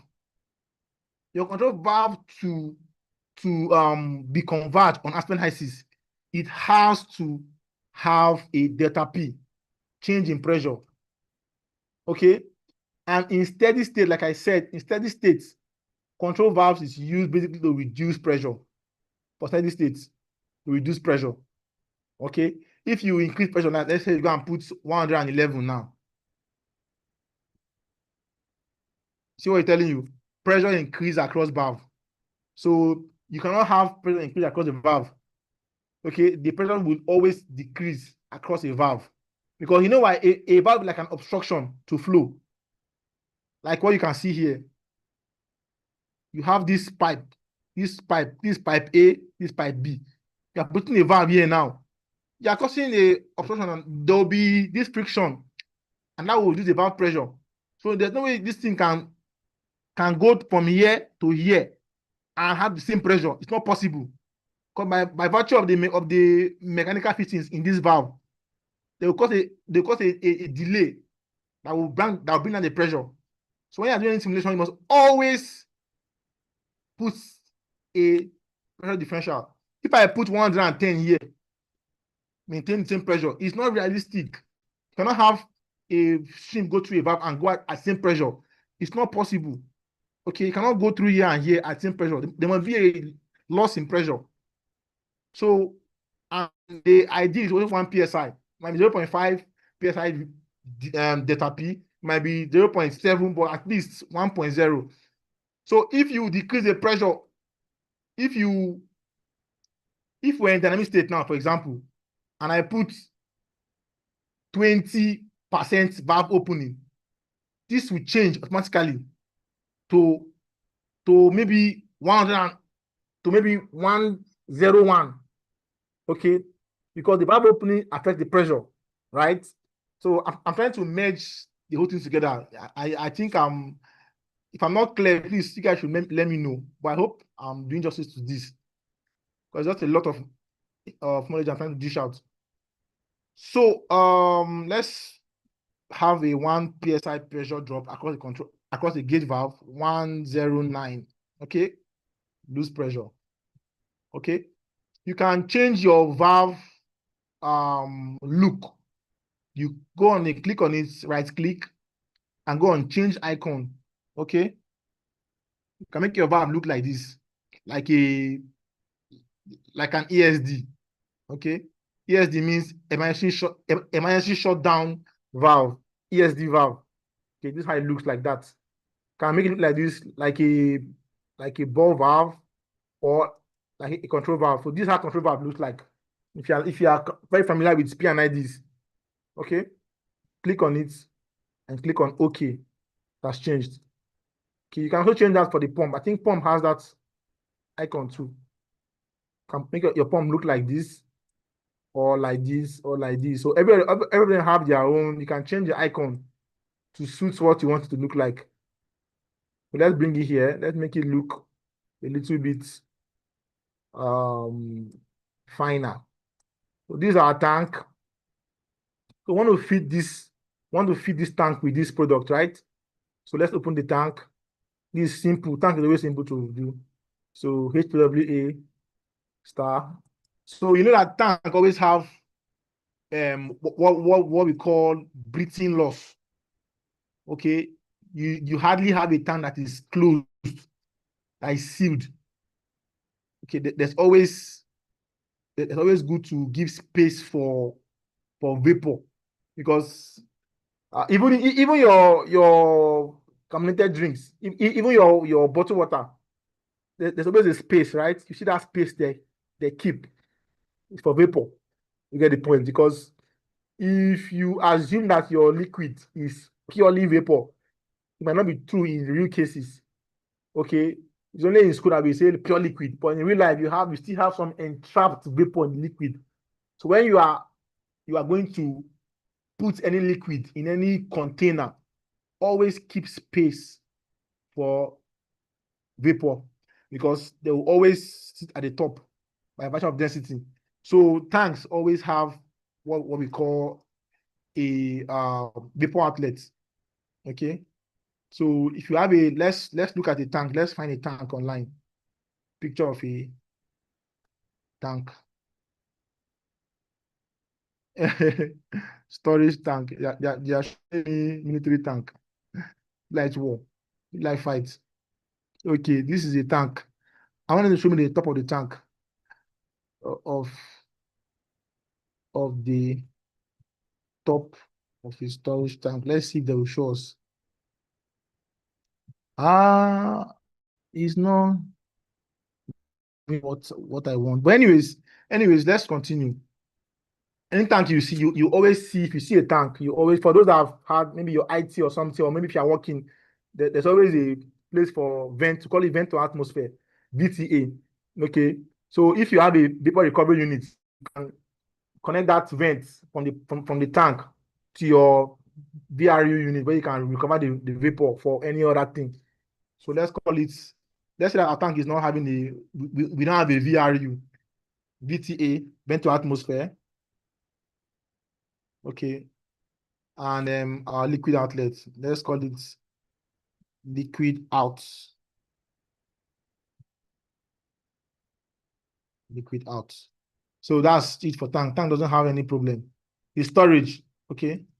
So let's rotate this one to stand to face up, like we did before. Move size label. Please feel free to stop me if you're not following up.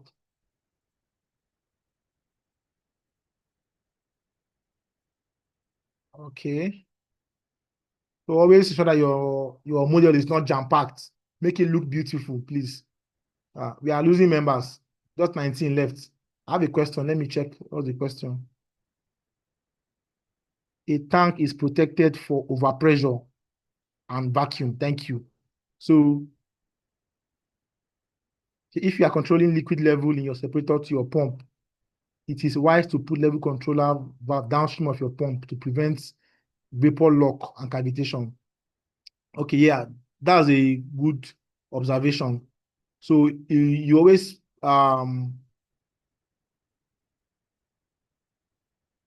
put the tank the vent from the tank is used for overpressure, right? So that is one of the area. Either you put it, so it's used for vacuum, to avoid vacuum and avoid overpressure. So by that I mean, if your tank is entirely closed, there's no vapor outlet from the tank. I'm coming. By this, let me say you don't have this. You can have vacuum in that tank, okay? Because over time you have pressure, your pressure will be depleting. So vacuum means low pressure, right? And when you have vacuum in a tank and it continues, you have what we call implosion. The tank will implode and squeak. So it's good to have that vent where you can have air from outside coming inside to, keep the tank still at, good condition, especially for a atmospheric tank. Also, you also avoid this vapor outlet. Also avoid like Beston has pointed out rightly. You also avoid overpressure. Okay, because if this thing is not here and you keep having this thing coming at this pressure, over time it will cause an explosion. So this is like a reliever. It expels the overpressure from the tank. So when you're doing your safety analysis, you might have to go and put a PSV on this tank. Okay. So the other observation, he said it is if you are controlling liquid level in your separator to your pump, it's available to put the control valve downstream of your pump. I'm coming. Let's go there. Separator to your pump. Okay. So this person is saying that it's good to put the control valve here. I would not advise that because control valve would give me a vapor in my stream. I put it here. But anyways, let's continue. Sorry, sir. Can I speak? Okay, yeah, go on. Yeah. So I said downstream of your pump, not upstream. So downstream is the Okay. outlet of your pump, yeah. Because if you put a valve upstream of your pump, Uh-huh. what it will do is that pressure is going to drop, which will cause vapor release right from the liquid phase. Then once that happens, you may likely have either vapor lock or Thank you. cavitation. Thank you. So I got it wrong. So if you put that control valve here, let's even try it. If you put it here, you have vapor in your stream. That's what he's talking about. In fact, that's why we even have to do this separator to reduce the vapor in our stream. We want it to be purely liquid. So this is always should be always. Let's see that. Let's do that. So let's bring in the control valve. This is okay. If I send this stream now to this control valve,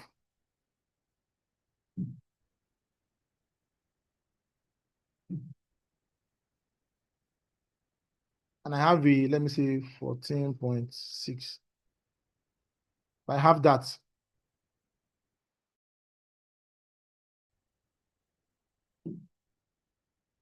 okay, let me send it to and see the output. It's supposed to give me a vapor.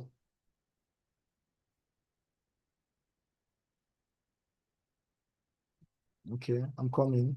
So let's reduce the pressure. I want to just do something practical. Let's say 10. You can see, right?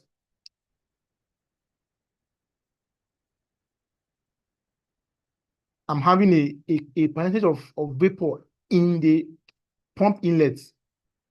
Okay, why the pump is still converged? Because it's a very negligible amount of vapor in the feed stream. But if I reduce this thing more, I will have more vapor in the stream. Let's set it to 5. Have more vapor. See, it is increasing. My pump has cavitated. You can see vapor in inlet stream. You get. So that is a proof that you should not have a control valve upstream your pump. So upstream, when you say upstream, it means like inlets. Okay. Downstream is outlets. So this valve is upstream this pump. while this valve is downstream this pump. So one of the reasons to avoid putting a control valve upstream your pump is because it's going to cause cavitation, meaning it's going to bring vapor in your inlet stream. This is a pure liquid stream, but as it went to a control valve, it has liquid. It has. Let me just show you for like showing you things as you are seeing it. This is the feed to the control valve, pure liquid, right? What's leaving the control valve is having a quantity of vapor, okay, which has now caused the pump to cavitate and not converge. You can see it's now yellow. So that is just a point to note. So let's delete the string. Delete, connect this by. So you can connect your string via this way. You click on the icon. Sorry, you hold on Control on your keyboard.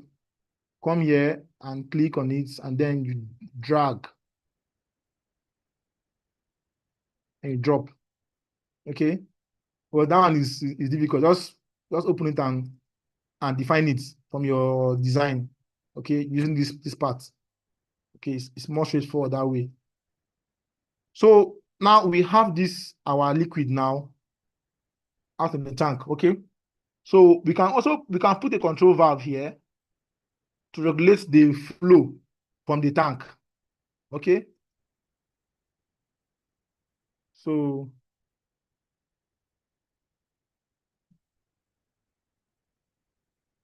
most times this valve here is used for level control, not flow control. Okay. So I will explain LCV, level control valve. So liquid. Now this one now will not be a flow control valve. I will explain. I'm coming. Let me just solve it. So this will be FCV1. The inlet is what? Liquid out. Okay. Where's liquid out? Okay. Liquid.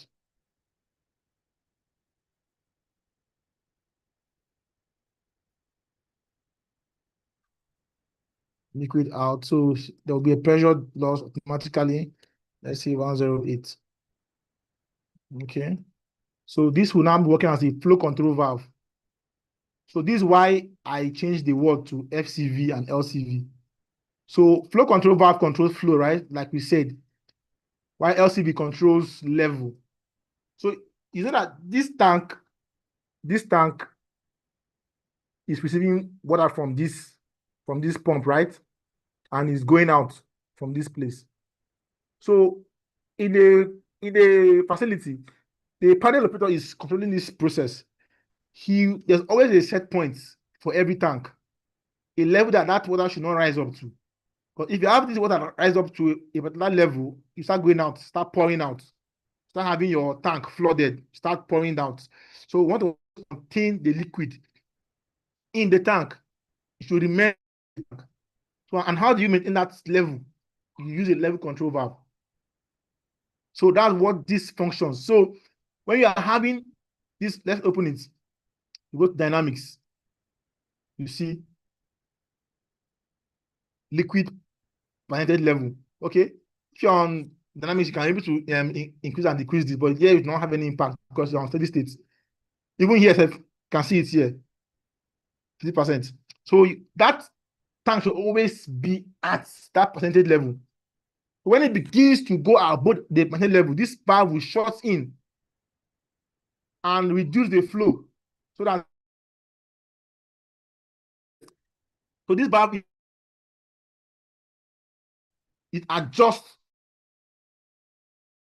There is low level in this tank, the valve will open.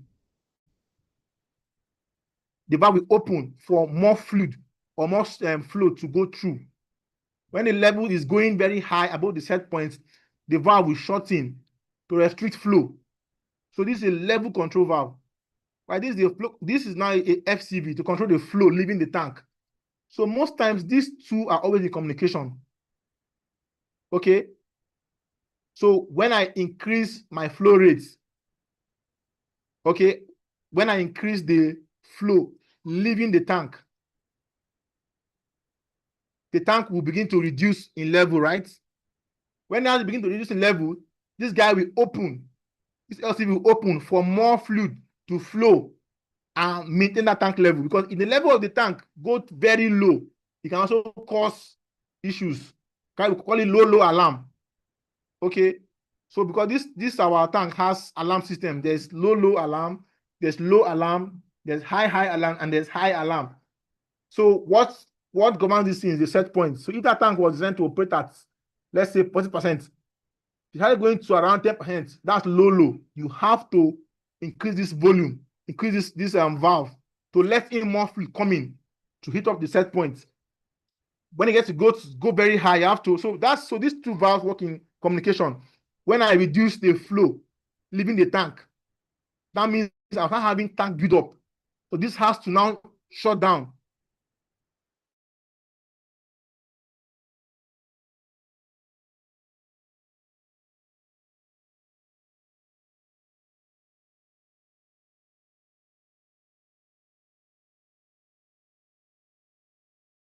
I don't know any question. I want to talk about refining a little bit. Crude oil feeder sale characterization, because that will help some of us here. Even though it will take time, but any questions so far? Or can we stop here?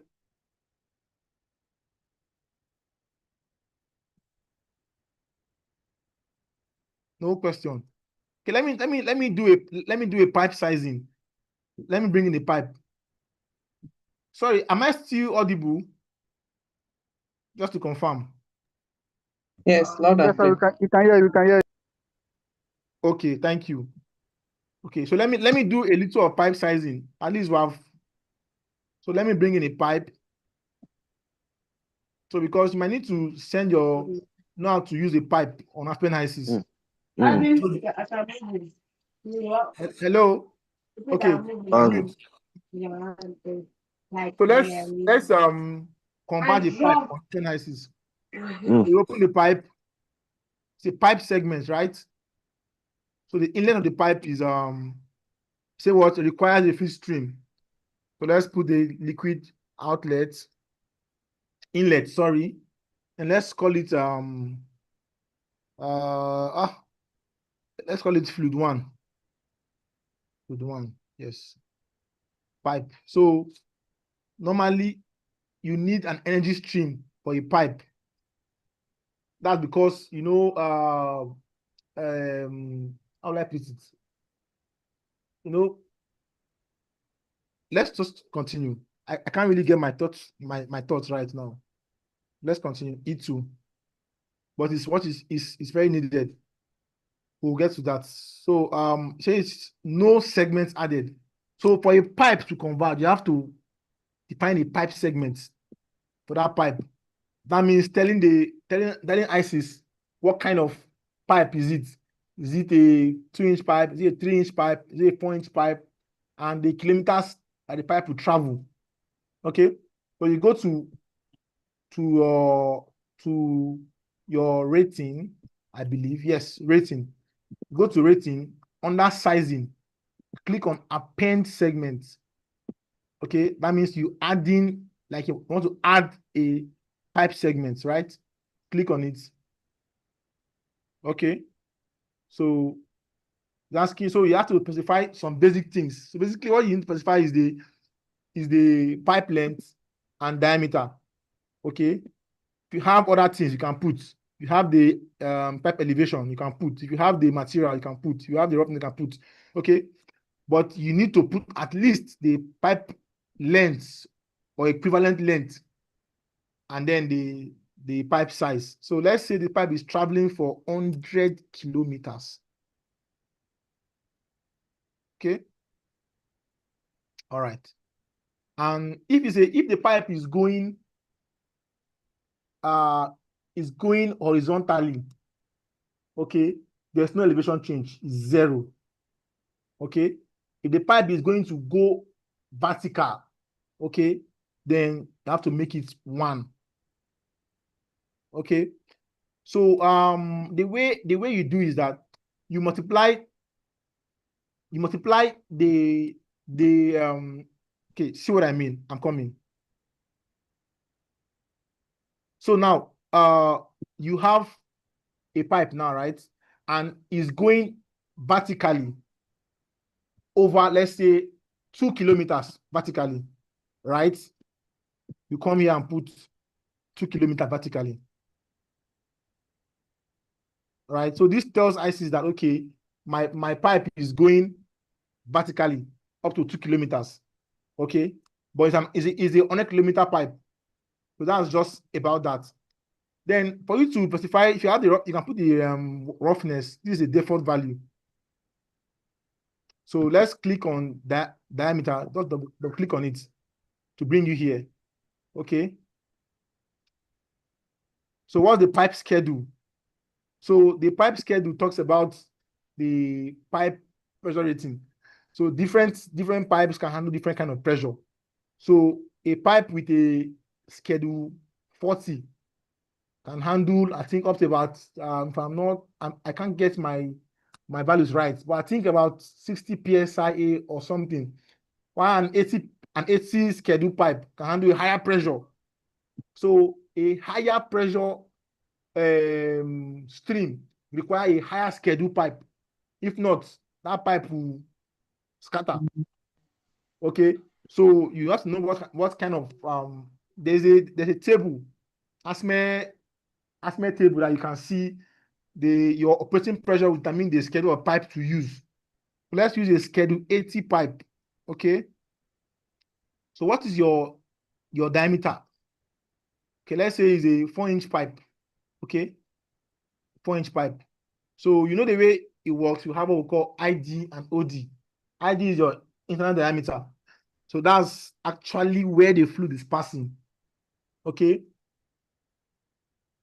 But the OD is like the entire pipe, the outside.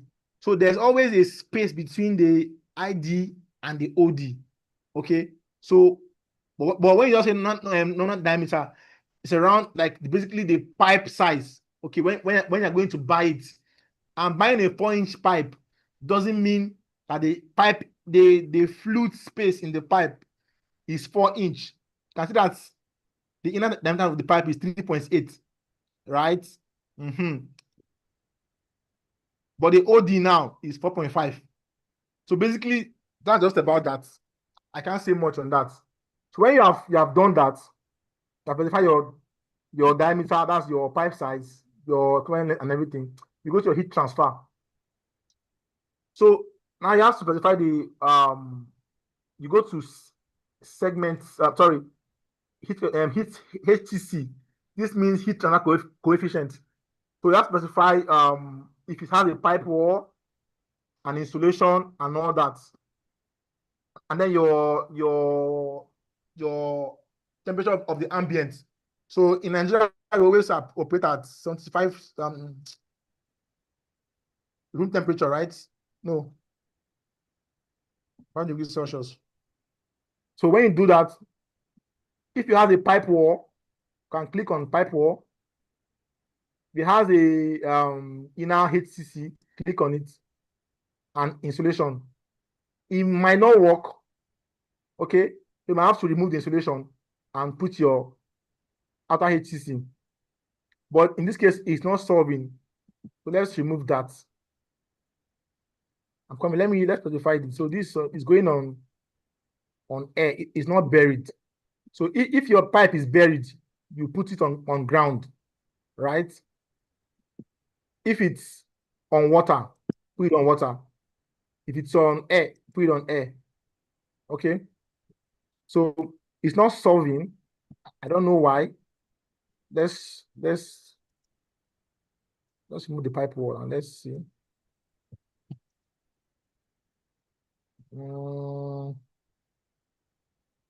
Wait, I'm coming. Let me activate the hold it again.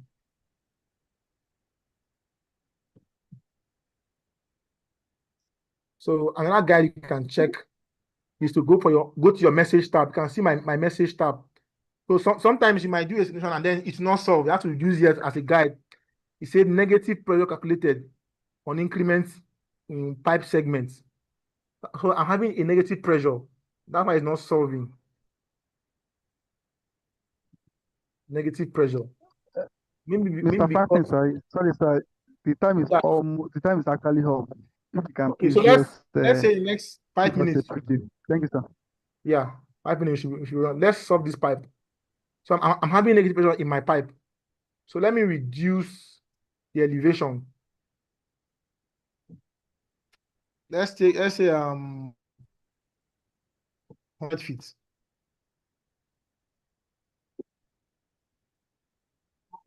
Or let me say is even is on ground. Let's not even elevate it.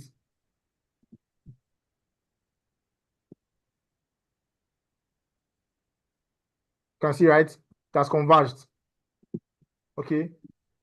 So you must always include inner heat coefficients and outer if you want to insulation. Okay, it does not require insulation in this part because it's basically water to remove it. So when you have an issue with your equipment, you are converging. Always look at the message tab to give you an idea of what's happening. Okay.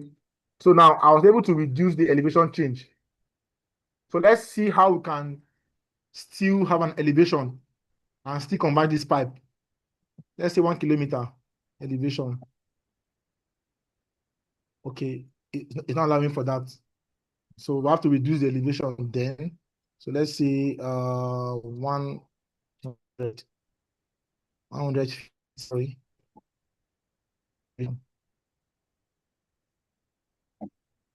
Sorry.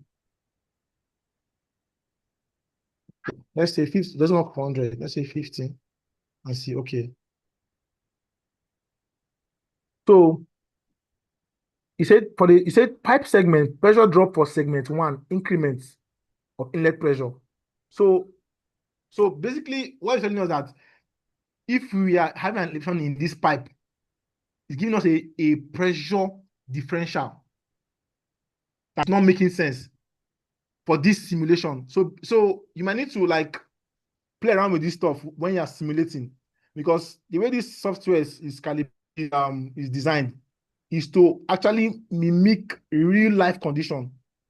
So it's not just you're not just putting and plugging and unplugging. That's to make sense. Okay. So basically, this will work for this work will work for a a horizontal flow, and I believe so because you know when you are elevating a pipe, you require enough pressure to be able to push through. Let's still keep that 2 kilometers and let me do something. Let me do something. Let's say I increase this pressure because maybe it's not enough pressure to push through. Let me increase my pressure to say 1,000. No, it's too much. Let's say 300.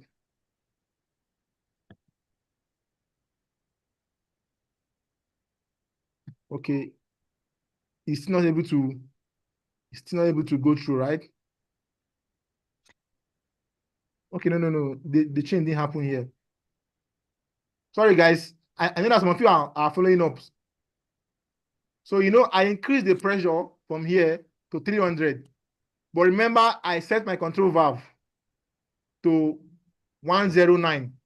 So I need to make it to, let's say, 299, okay, to have a 0.1 psi pressure drop. So better still, instead of doing this, you can blank it here and come to your design parameters and put your data P as 0.1. This way, you don't have to go and put any value here now. You just reduce the inlet pressure by 0.1. Okay? So the same thing for this. Sorry, same thing for this control valve. Let's reduce it. Let's remove it and put 0.1 at the, go to design parameters and put 0.1. 0.1. Oh, 0.1. Okay. can see.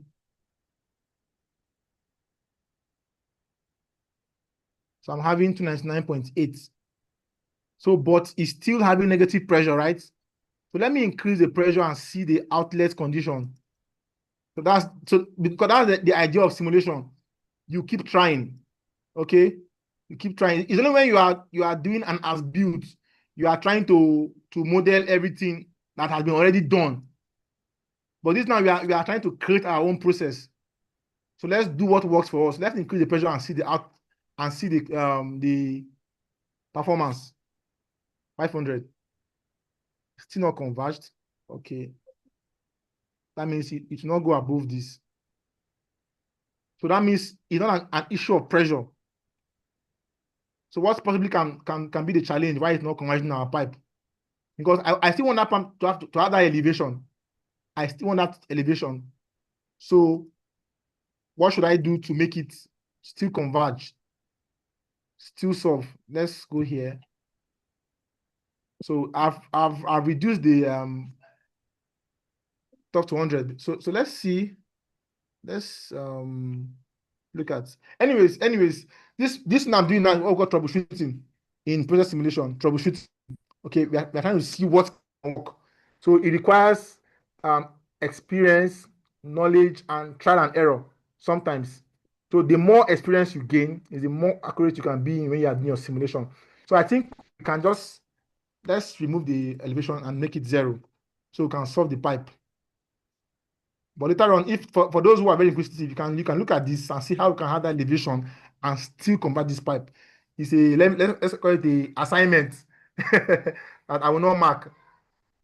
So I believe that this class has been incisive, has been knowledge driven, even though I could not do a distillation simulation, which I believe will help some people here. Can we stretch to 30 minutes more, or should I call it a day here? So what I'll do is I'll take the time for questions. Maybe from the question you can be trying to navigate in more.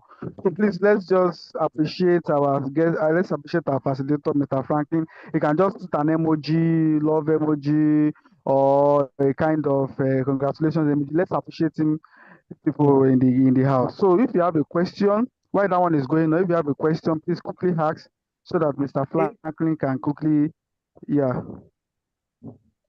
Okay, I can see a comment on the message tab. Okay. It's saying that it will not go that high, right? Okay. So you see, that's a factor to that. So we are having the pipe go as high as 2 kilometers. But now that it's 0, it's working. So let's take it to let's say 50. 50 worked then. So 60 can work. 70. Let's see how high this pipe can go. 80. So this is how you also know your operating, your what can work. And all that. Let's say 90.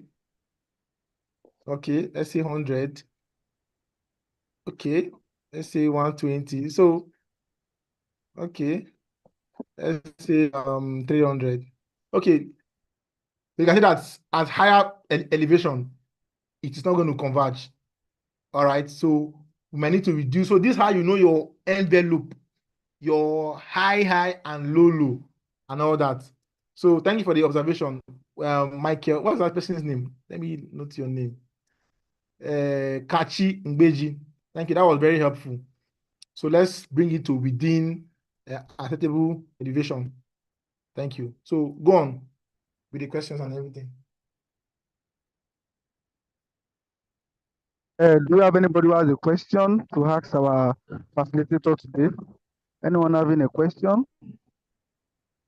I believe that is an opportunity for us to just, it has been an enlightening session. It's just for us to go through and check up later and gain more experience or venture more. We have the recordings, can go through it later. And also to I believe our facilitator is very much available.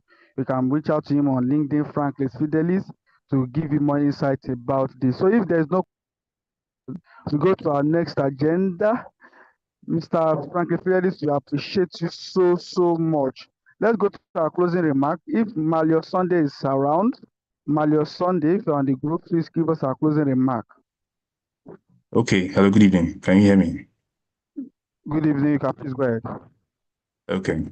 So I'm sure you would agree with me that today was really an insightful session. So I would like to say I would like to say a big thank you to Mr. Fidelis for taking time to take us through today's session, and a big thank you to everybody that started with us and is finishing with us. Thank you so much. So we should just remember that after this session, we should try to go back. The session will be available on YouTube to go back, watch it, and also take a step further to do more. So thank you so much. John, Okay, back to you. thank you so much, Malio Sunday. We appreciate you. So it's a charge and it's a inspiring thing to just go back and check out. So let's take a group photograph. Paul, please let's on our video. Just want to take a group photograph. Let's just for 2 minutes. Please let's on our video. Let's on our video so that we can take a group photograph. Everyone, please. Just if you are convenient, please on your video.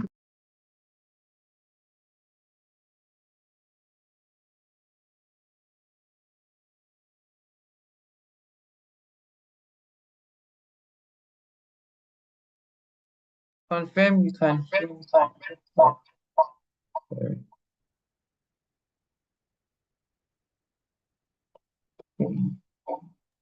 So can you hear me? Let's just take a group photograph, please.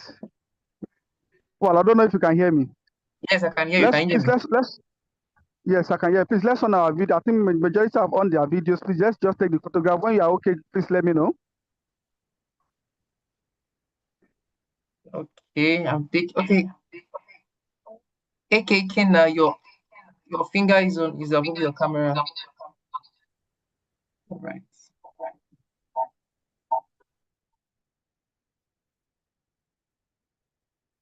Yeah, I'm picking the first one. SP. Thumbs up, please, everyone. Thumbs up, please, everyone. Thumbs up.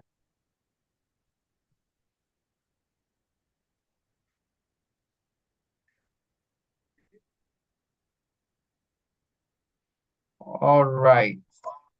Thank you so much, everyone. So thank you so much, everyone. We really appreciate us for joining. Thank you for participating.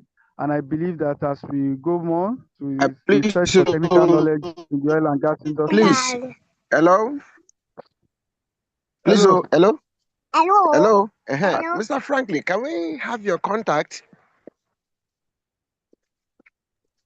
Yes, Okay. please. Can we get your contact? Yes, you can. Yes, you Okay, can. will you drop it on the group? Can you drop it on the chat for the group, Mr. Franklin?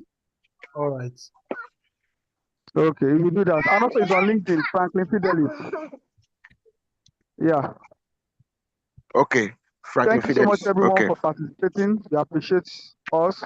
We inspire, and I believe that through the technical knowledges we have been getting, we will be viable in the oil and gas industry in the later on. Thank you so much, everyone, for joining. Have a wonderful evening. See you in the next technical lecture or any of the program of the SP Body Section 104. Thank you. Good night. Yes, wonderful. yes. Thank you so Evening. much. Thank you very much. Thank you so much, John. God bless you. Thank you, everyone. Thank you, Sir Franklin. I'll contact. Thank you, Sir Franklin. God I'm bless really, you. really grateful for you taking our time to do this. So This grateful. is Thank awesome. you, At least everyone. it's a revival of the head, Sha. Thank All you. right. Good night, everyone. All right. See you God next bless time. you. Yeah. Yeah.